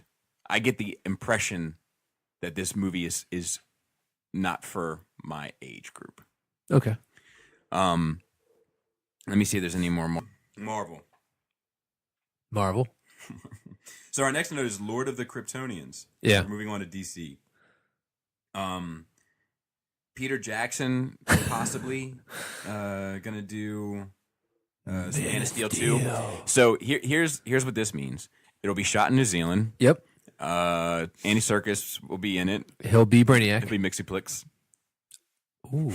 Dude, I'd be up for it. Ooh. No, he's going to be Brainiac. I mean, if Peter Jackson is doing this, I'm willing to bet a paycheck that the villain will be Brainiac and Andy Serkis will be playing him. So What say you, sir? Look. Here's my thought. I think Brainiac is where they should go, I agree. and I think Brainiac should be tied to that Kryptonian skull. Yes. And I think that will help legitimize, which isn't That a works word, too. But it's like It's a word now. Spotify, except everything is legit that you listen to. But I think that it would help legitimize that whole element, which I still think is a little dodgy in Yeah, Man of Steel, yeah. and it would help world build that entire universe. And then if you add Andy Serkis to anything, I mean, I will watch that man plant seeds. I will watch him read the newspaper on the toilet. Yeah, definitely. So, So this comes from Boris Kitt on Twitter, Boris, who said, "Just heard a crazy rumor. We'll see if it's true about a big director in talks to direct DC EUA film. Hope it's true." That was Daniel R. And then Boris says, "I didn't say they weren't adapting Flashpoint. Oh no, that was other shit." So DCEU movies can speculate that a big director might be attached to could be Dwayne Johnson's Black Adam, possibly David S. Goyer's Green Lantern Corps, or maybe Superman Man of Steel. Another possibility could be a Lobo movie, as Michael Bay was said to be in talks. No. Or how about the Batgirl flick with Jose, I feel like I canned. recently departed, Yeah. or Justice League Dark. Fans have been offering their suggestions, which includes Peter Jackson, Steven Spielberg. Oh, okay, so this is just fan Rumors. rumors. That's how it starts, though, man. Yeah, maybe. All right, so I'm gonna say I don't know if I like Yeah, I don't know. him for that. Like, what else has he done recently besides The Hobbits? I don't know. Yeah. Let's IMDb that shit. So, oh, hold on a second. I can't wait to talk about this next thing. It doesn't matter. Let's get back to Peter. Like, I think Peter Jackson's pocketbook is when he is able to do a trilogy and shoot them all at one time. You know what I mean? I think that's where he needs to be. I think that he is a storyteller that excels on manufacturing a world and given enough time to make that flesh that world out so that everybody's satisfied. So if they're going to do Man of Steel 2, Man of Steel 3, and Man of Steel 4 all at the same time, or he's going to do some kind of, Dark Side Wars trilogy, I'm down to talk about that. I'm down. Or even Green Lantern. Like, I would really be down for that. I would be that's down for Green Lantern. Yeah, I think that's more of his pocket. I agree. Now, if they're going to do something where Superman goes out into space, and it's like Space Superman out in space, I'd be okay with that. But the problem with that is that, they've already established kind of how his powers come from the Earth's atmosphere and the sun. So they'd have to work out somehow how he maintain his powers out in space. Yeah. And he travels to yellow suns.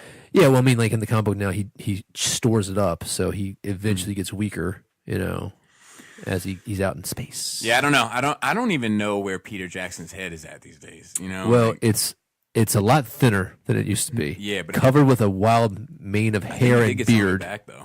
Did he? Yeah. Peter Jackson got fat again? No, not. I mean, let's see. Recent pictures of Peter Jackson. Yeah. So I don't know where his head is at either. I think that if it's one of those things where, again, it could be right, or it could be not good for him. So Halle Berry, she needs to relax. She does need to relax. That's a fact. So she was. Barry was presenting the award for Outstanding Individual Episode to Master of Nuns, Lena Waithe. Wait up. The last film that he had released was 2014, The Hobbit, The Battle of the Five Armies. He's working on The Adventure of Tintin, Prisoners of the Sun, which I guess is, off of the last Tintin animated movie that Steven Spielberg did. And right now he's working on a documentary, untitled World War I documentary. So she says... at the GLAAD Media Awards, each story builds on the next. It's like that old saying goes, behind every Black Panther is a great black Catwoman. I've gotten a really bad rap for this role, she continued, and I think Catwoman deserves another goddamn chance. I knew this room would understand when the room applauded and all that shit. That movie is absolute fucking garbage. Yeah, it's real bad. It's dumb as fuck. Yeah, it's dumb The as fuck. suit is trash. It's all trash. Yeah. It is... arguably the worst superhero movie ever made. Is it worse than Elektra? Yes. Definitely. Is it? 100%. Is Easily. it? Let me just go through the repertoire. There are some. All right, if we're saying theatrical release superhero movie, because I've seen some like low budget superhero movies that are pretty bad. What is it? What about Spirit of Vengeance, Ghost Rider? Better. Okay. What about Ben Affleck, Daredevil? Better. All right, so Elektra. Definitely better. Elektra isn't all that bad until It's the like end. It gets wild. Yeah, All right. What about Fantastic Four? Definitely better. All three of them. All three of them. Okay. Especially the second one. Aside from the stupid Galactus, the second one is palatable to me. What about Superman 4, The Search for Peace? I'd have to rewatch, but I'm going to go ahead and say better. What about Because I'm willing to rewatch. Batman and Robin? Definitely better. Okay. I'm thinking, is there anything else out there? Arnold Schwarzenegger's performance alone makes it easily better. What about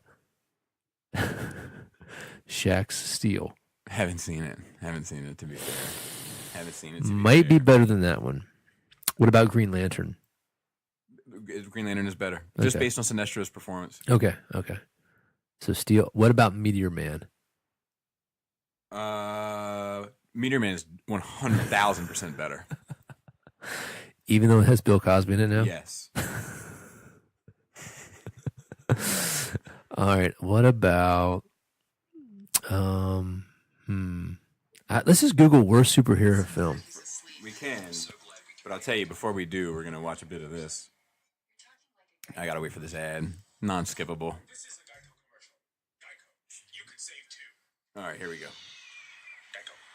Geico. Shout out to Geico. I use them. All right. What are you watching? It's going to be great. Oh, yes.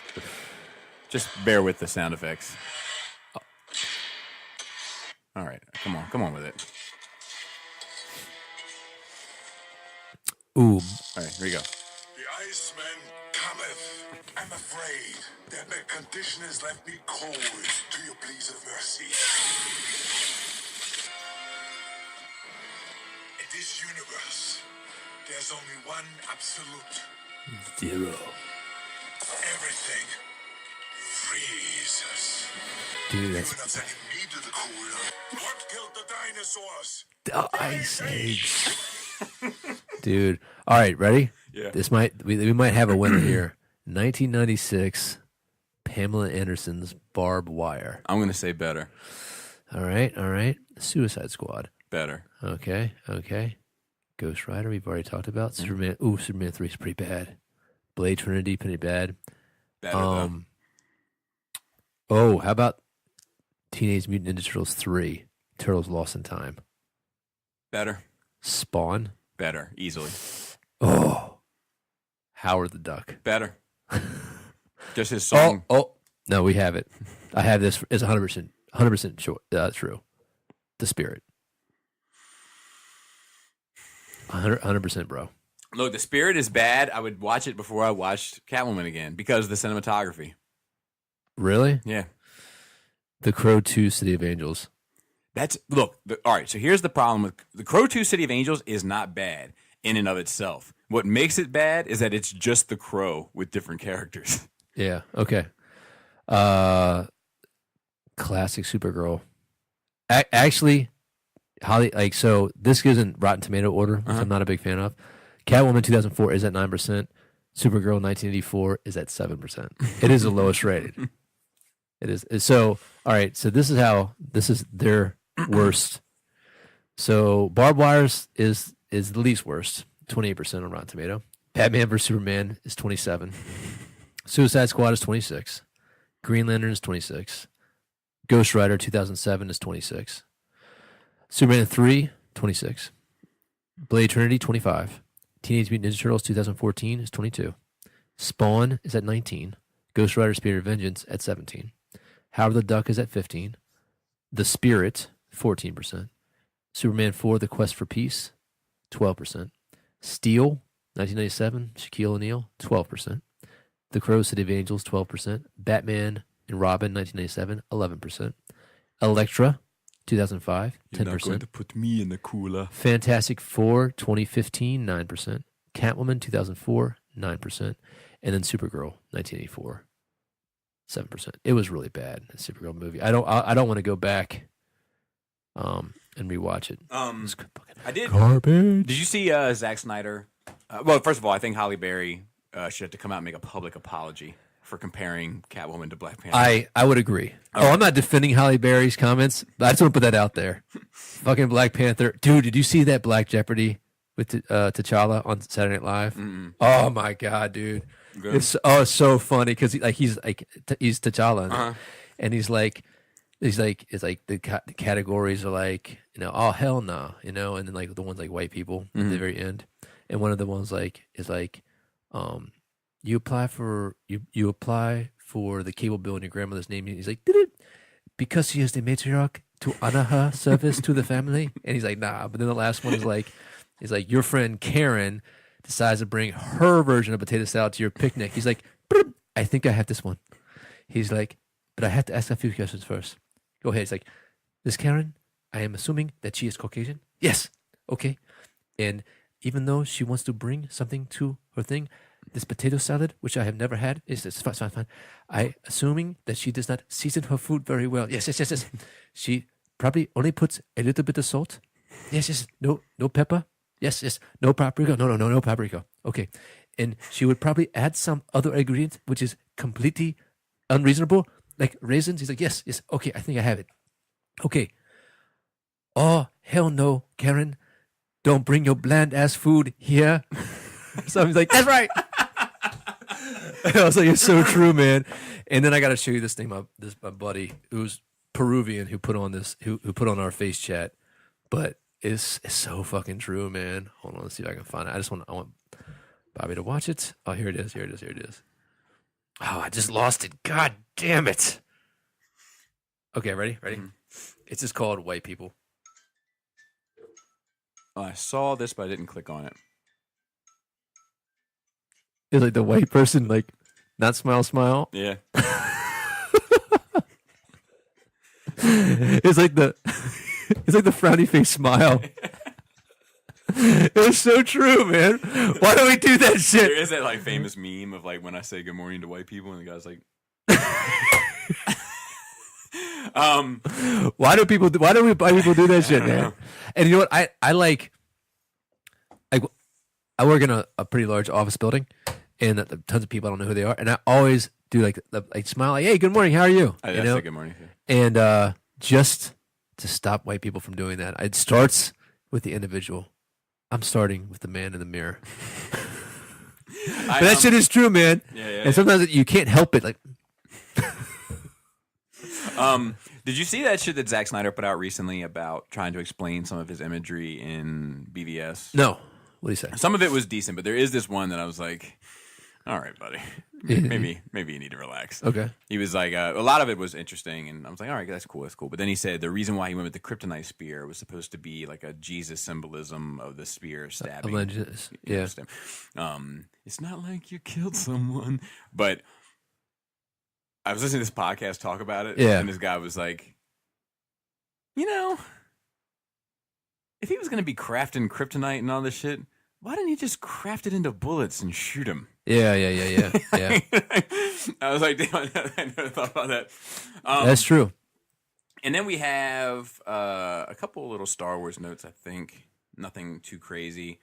All the DC stuff is done. One, make sure I don't have this other one. It's just one. Cool. It's just one. So, and it's just fucking bizarre. So, Margaret Atwood, I'm not sure if you've heard of this young lady. I have not. All right. I can show her where the wood at. On Friday, when asked about those comments on Variety's Power of Women event in New York, which is that she believes that Star Wars might have inspired the 9/11 attacks. This woman wrote some bullshit. She said, flying a vehicle into a target to blow it up, okay? Star Wars is fiction, so he gets out, but Japanese kamikaze pilots did the same thing. So it's not a new thing, and it's not an original thought with me. I just thought people already knew that, but I guess some people are so young that they forgot about that. When pressed, she elaborated. Remember the first one? 2 guys fly a plane in the middle of something and blow that up. The only difference is in Star Wars they get away. Right after 9/11, they hired a bunch of Hollywood screenwriters to tell them how the story might go next. Sci-fi writers are very good at this stuff, anticipating future events. They don't all come true, but they're all interesting what-if scenarios. That is true. There's a lot of futurists that predict stuff like that. Yes. Yeah. But I don't think that the trench run inspired the 9/11 terrorist No, attacks. that's ridiculous. That's ridiculous. But the note for this is going to be the Death Star is the 7th building. Is this building 7? Building 7. Oh, man. All right, then. Speaking of that, not like you killed someone, the Perfect Circle record. Yeah. I had this fond memory when that song came out. I was working at the loading dock and I was working there with Troy. Yeah. And him and I were talking about songs that we used to sing when we were in chorus. Yeah. That we remember for whatever reason. And there is this one that I had that was like, that Perfect Circle record, Judith, had just come out. You know? Yeah. And there is this one that I had where it was called No School Tomorrow, right? Yeah. And like the song went, there's no school tomorrow, no school tomorrow, no school tomorrow, cause it snowed and there'll be no school tomorrow. Yeah.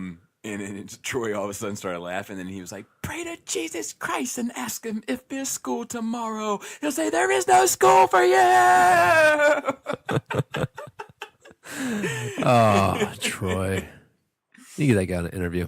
Dude, I would love to get Troy involved in this shit, but he won't return my calls. He won't. I'll try to call him real quick. Let's just call Troy every day that we're on the podcast. Just see if he'll answer. Yeah. Dude, he'll probably say some wild shit if he does. Yeah. Why do you think that is, man? I don't know. He's getting the time? I really don't know. I don't even know if this is his real number anymore. Yeah. You have dialed is not in service. Oh, that If you sucks. feel you've received this message in error, please hang up and try your call again later. I try to call him through Facebook. There's more than one way to skin a cat. You're not going to get out of this that easy, Troy. Yeah, Facebook Messenger. That's the way I've to tried. go. Apparently, I've tried. I said, Troy missed a call from you. Oh, try it again. Yeah. See what happens. Contacting. I bet she doesn't have the app open. Do you have to have the app open for I don't know. work? IDK. We'll see what happens. Skullfest is coming up. Yeah, My man. CDL test is coming up. Sweet. When is that? Not this coming week, but the following Thursday. Nice.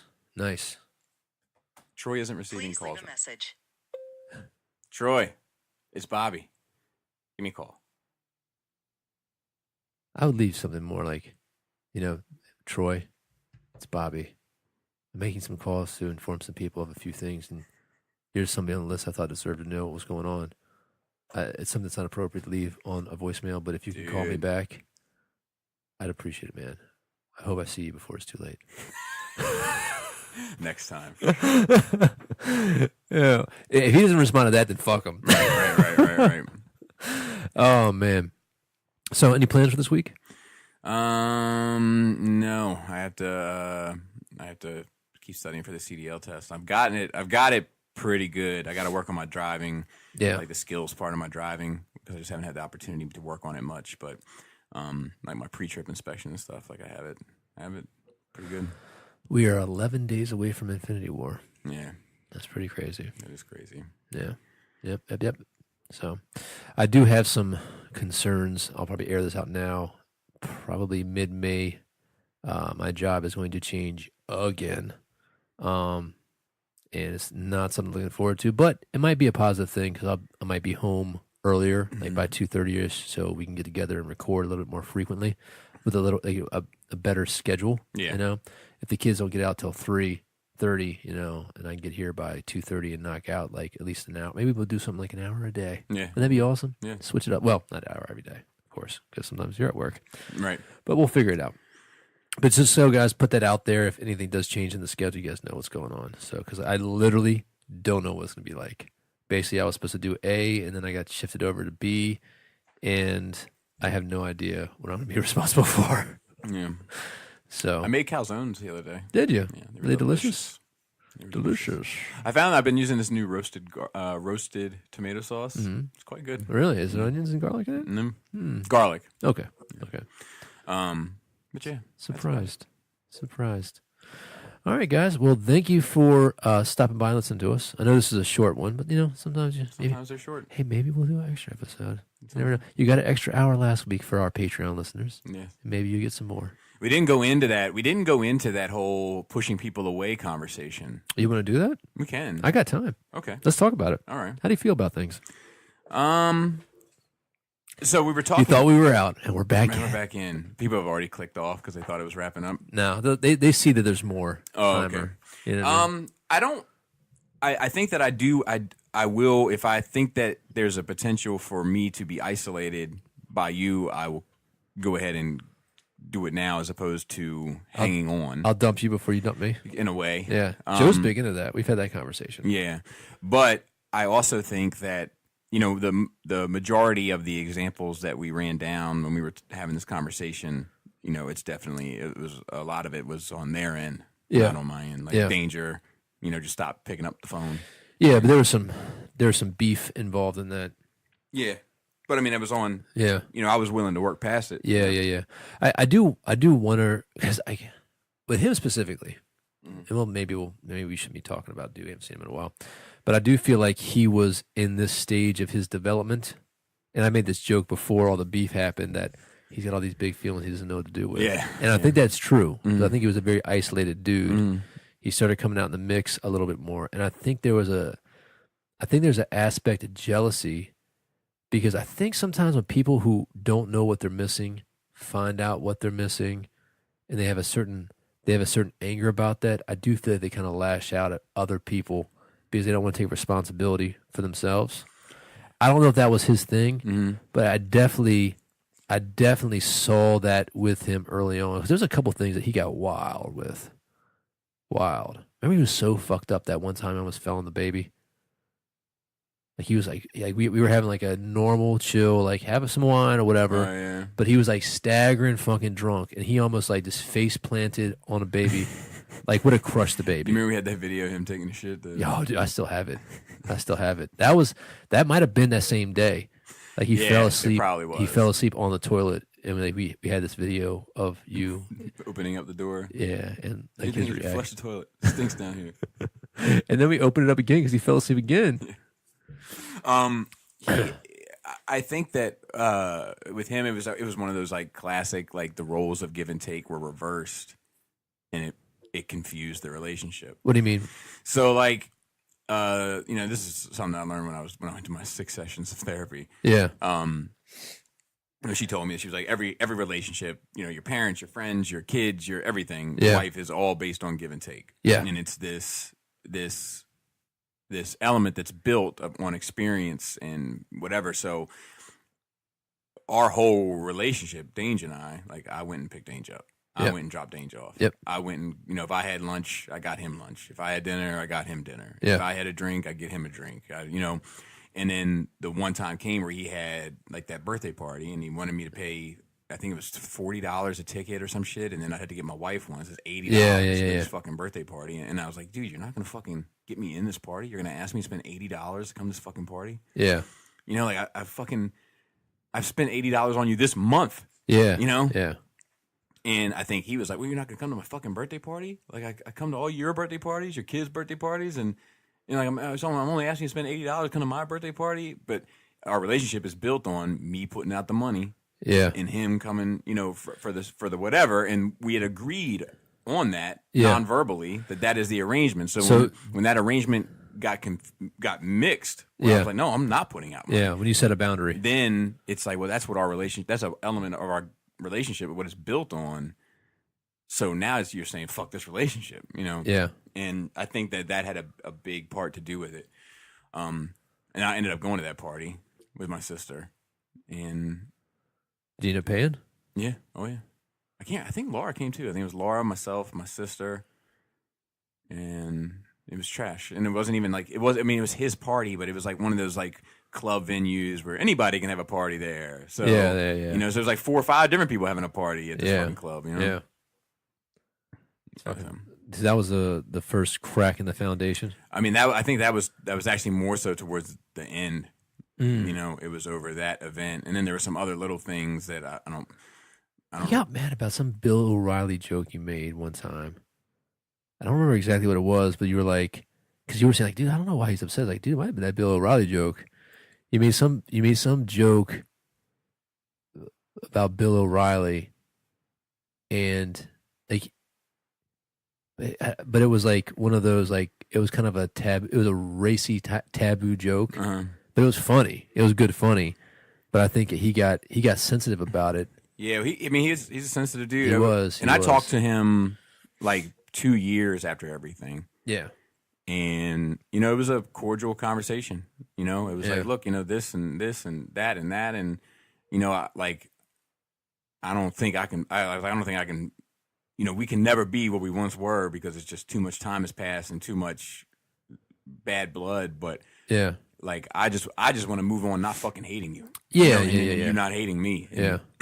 And you guys achieved that? Yeah, we achieved that. And that's good. No issue ever since. Yeah.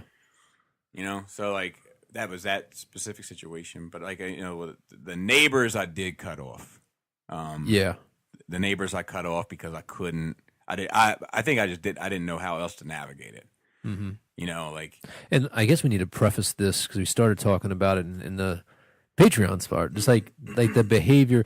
Like sometimes we get in these patterns, and like one thing I learned from my many therapy sessions is that like not to victim blame.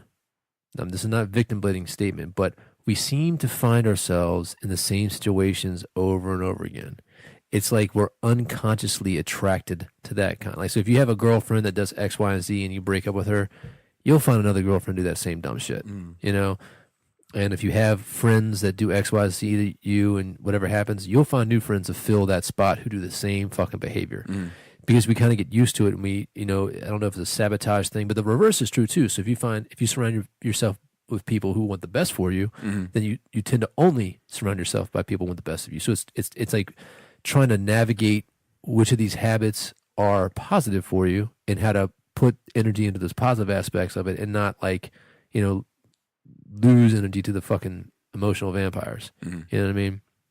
So, but we were talking about. The way we deal with things, I think sometimes we're on different ends of a spectrum, not opposite ends, but I do think that sometimes I got to come to you and get your perspective of how to deal with it because it's ways that I wouldn't deal with it, and I need your paradigm to navigate my way through. And I think the other time is opposite, and the opposite is true as well. Sometimes they're just asking those questions because I do think you get so focused, not you specifically, but people, and they get so focused in their own perspective of how things are. Sometimes they don't see the other stuff.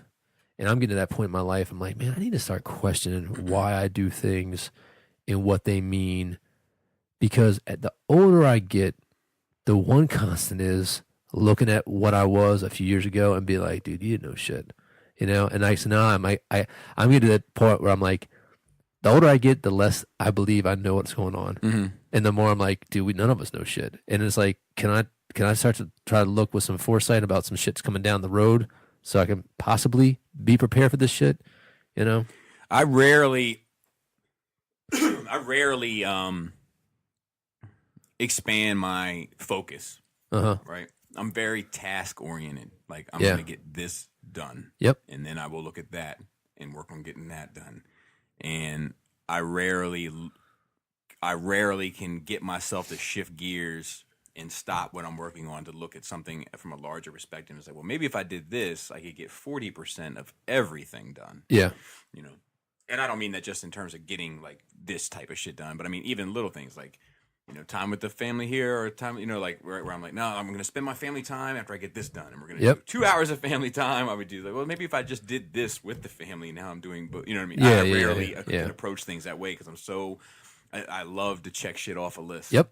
Yep. And sometimes I notice that's very true. It's actually pretty fucking insightful because sometimes when people bring things to you to like, maybe we can get both done, you're like, I can't. No. Yeah. It's difficult. Yeah, it's fair enough. I mean, I probably can if I work on that skill. Yeah. You know what I mean? Yeah. But like in the moment, I can't even conceptualize it. Yeah.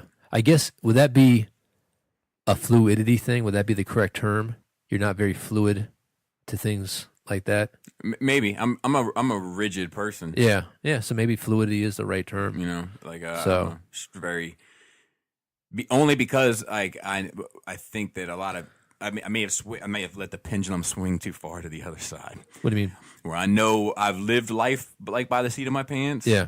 And it leads to disastrous Oh, consequences. so too many of those those that I've been like, nope, I gotta have every duck Yeah. firmly in a row. those hard lessons have Yeah, left. that if I don't, because if I don't do this, I'm gonna be in trouble. Yeah, yeah. I feel you. I You feel know? on that. But maybe the truth is to look somewhere in the middle and have a little bit of spontaneity and a little bit of wiggle room. But like even today, like I have today mapped out in my head. I've had it mapped out in my head since last night. Yeah, and it's funny because I think you and I, some of our biggest beefs, I think, is because I am a hell of a lot more spontaneous than you, and you're a hell of a lot rigid. And like my thing is, and like it's the opposite. It always works out. 99% of the time, it always works out. Even this shit, I'm getting ready to go to some job thing, and I know like inside I'm like fucking panicking because it's not what I want. But I know another piece of me like, dude, listen, you can get in there, and within a month and a half, it's all gonna work out. You're gonna be fine, So, like, for example, like when we're trying to coordinate doing stuff, I just be like, the opportunity will present. Hey, don't you worry your pretty little head. Opportunity present yourself. You're like, no, we need to fucking carve this thing out. Well, we need to find. We need to Commit. like, no, dude, we'll turn the commit. dude. We'll turn the corner. It'll be there for us, waiting for us. It's fine. Just put the positivity out there in the universe. You know what I mean? Right. And like I think that like I mean even this like the CDL, like I've been witnessing it, like like I've been telling like my supervisor and my wife and everything, like I need help. Like I got my permit and Yeah. that shit expires like I need to get this done. Yeah, Like, yeah. I need it. And, it'll trust me. It'll No. and like I'm trusting February goes by. Yeah. Trusting March goes by. Yeah. So I'm like, fuck it. I need you to help me understand this. If you can't do it, let me know now. Come find the next one. Yeah. And then I got you. Okay. I'm meeting you here at this time, Yep. this time, and this time. And I need you to donate 1 hour blocks Yep. to do it these 3 times. I'm going to take the test on this day. Yeah. I'm going to make sure that Laura can watch the kids on that day. Yeah. Can you have a free day on that day to drive with me in case I don't pass and you need to fucking take this thing home? So Yeah. but now it's all lined up.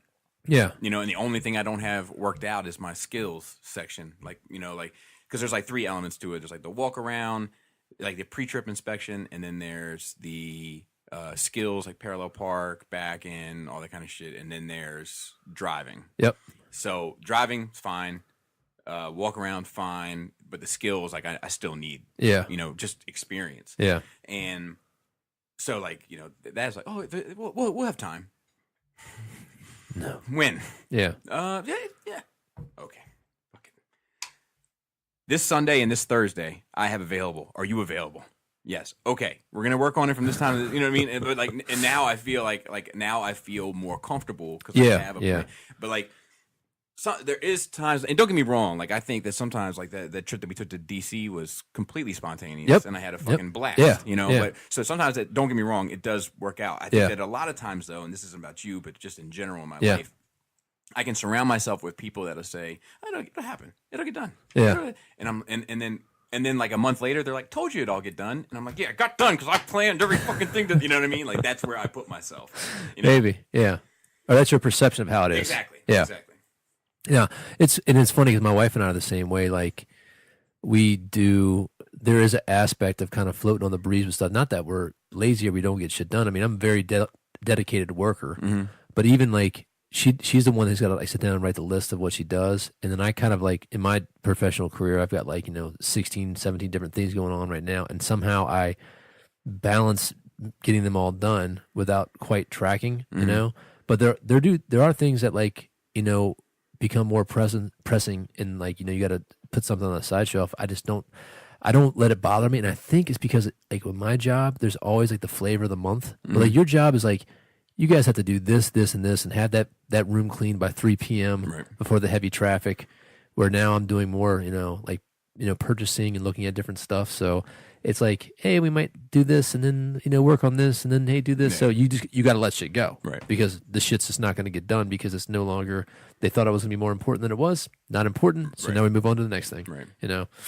And maybe that's a little bit of your environment enforcing that. And then because you're wired that way, you do well at that and you excel at that. And so you keep on becoming more relied upon in that genre to do your thing. So it's very interesting. It's very interesting.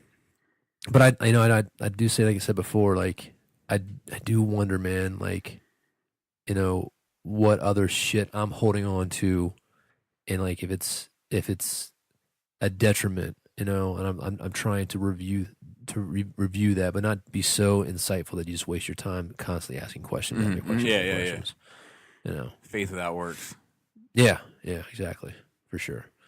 But it's interesting, and like I think that that's one kind of cool thing about getting older. I have to admit, is I do feel like you start to get more resilient for adversity. You know what I mean? Like I do feel like crises that still happen. I feel like they do happen a little bit more infrequently, and the impact doesn't seem as egregious. You know what I mean? I think that until you start falling apart when you get real old. I like resilient is the word that I would use if I had to describe myself in one word. It would be resilient. Yeah, and I think that I have learned. I think in some ways I've been fortunate that like there's always been people that have depended on me.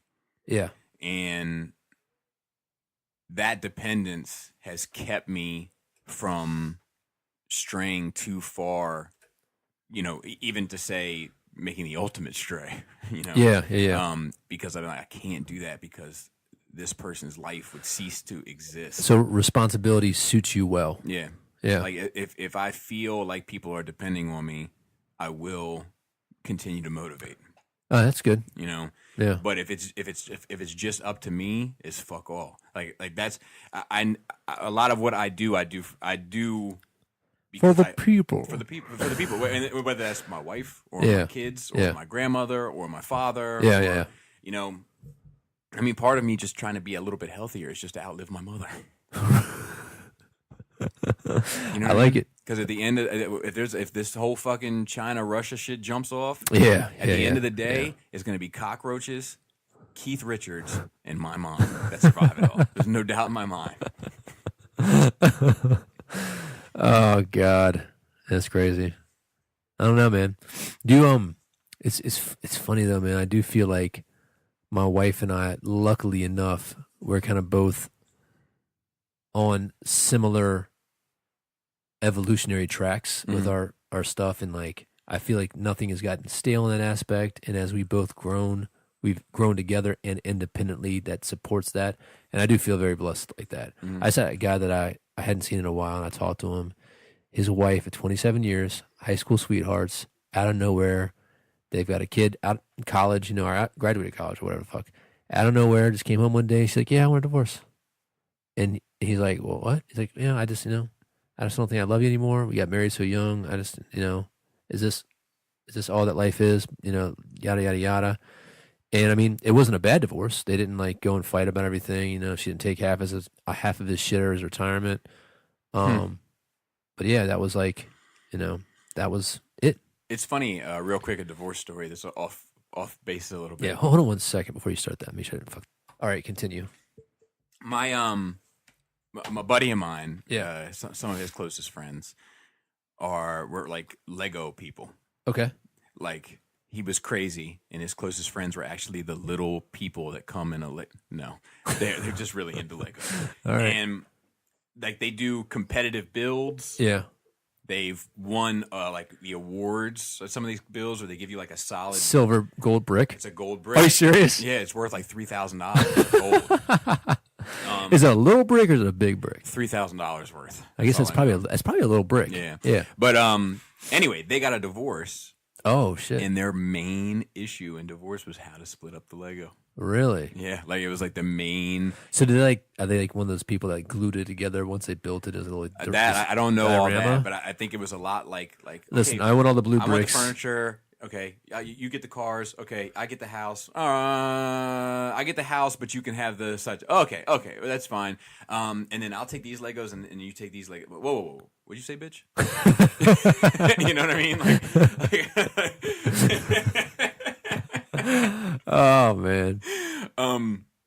You know, but it was an issue. Everything else, yeah. completely amicable. But the fucking Lego, That's crazy. no joke.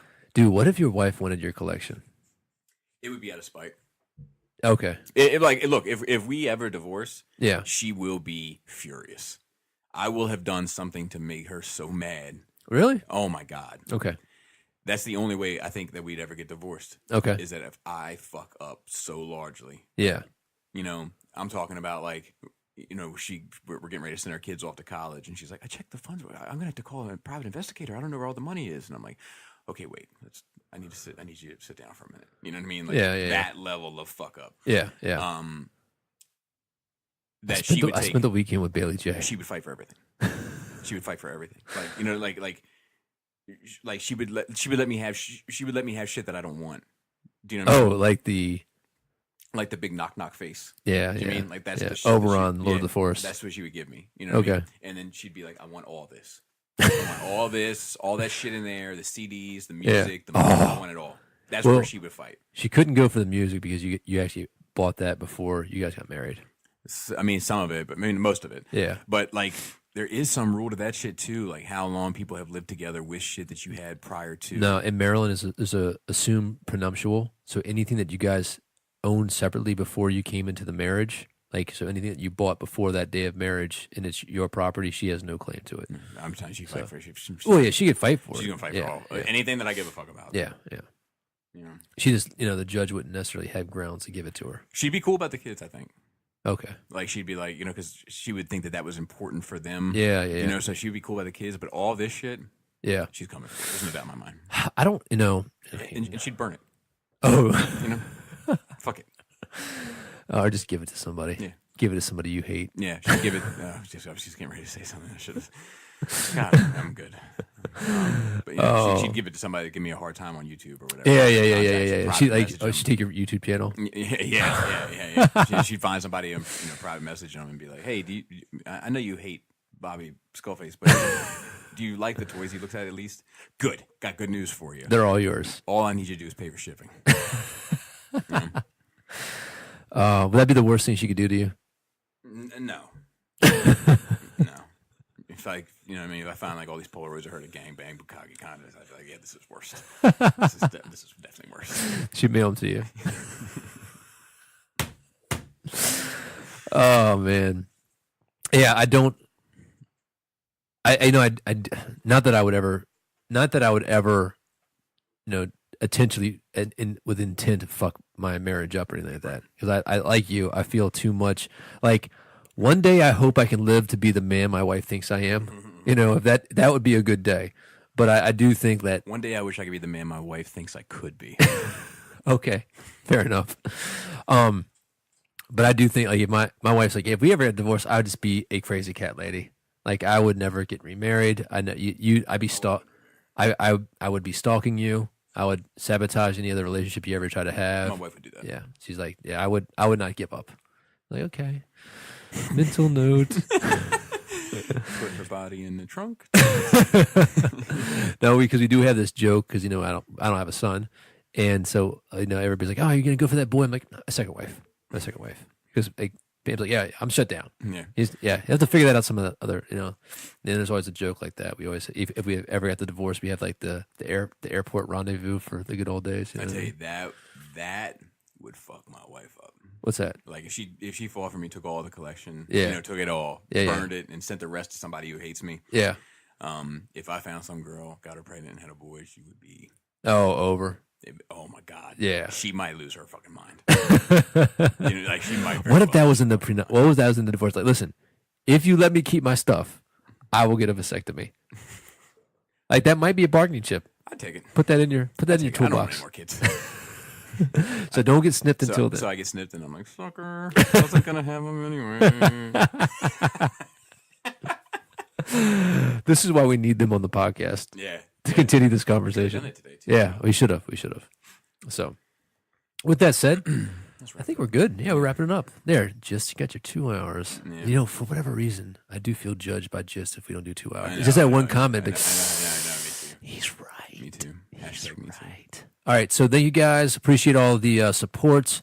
Make sure you guys go check out our Instagram page. Of course, you guys are probably already watching it. Our Facebook. Subscribe to us on Facebook and that YouTube channel that we never do anything with. That one these days. What we need to get that guy that converts this shit to YouTube. Well, Manny's working on doing a bunch of stuff. Cool. So Manny, holler at us. Yeah. So shout out to the rest of our team. We got Joe KW, couldn't be here because it's a Sunday. We have Black Phillip, who shows up every once in a while now, and we have Raul, who is killing it, murdering Instagram every day, and then we have Dante helping us out on Facebook, and Manny, who's working on a number of projects that we should be launching here pretty soon. And shout out to the Cool Table Network, Enter the Realm. Jisk has been doing like a little breakdown of what the shows are about. Okay. On Enter the Realm. Yeah. So I'm going to do that real quick. Okay. So we have Enter the Realm, which is like a Realm of Collectors, sponsored podcast, I guess, and they talk about new toy releases every week, and then they have discussion topics and stuff. And then we have Shattercast Uncut, which is a Transformer podcast that focuses on third party. I'm also on that. We have Beer and Bolters 40K. Oh, I got something to say about that. Okay. So I've been getting a lot of people have been hitting me up about Beer and Bolters 40K. Like, hey man, you need to do the podcast. So here's my play on that. Hit me up on the Adam Russman Facebook page, the Nerd Radio Facebook page. It doesn't matter. We have a plethora of different ways to get into it. If you are a 40K or 30K dude, you think that you got equipment and you want to have a conversation about it, let me know. I've got a couple guys in the club that are interested about it. The problem is getting that time squared away. It can be a strictly Skype thing, but I think my angle on it now is going to focus more on the Horus Heresy shit, the lore, the books we're reading, painting tips. The reason, not that it's not going to be any 40K stuff.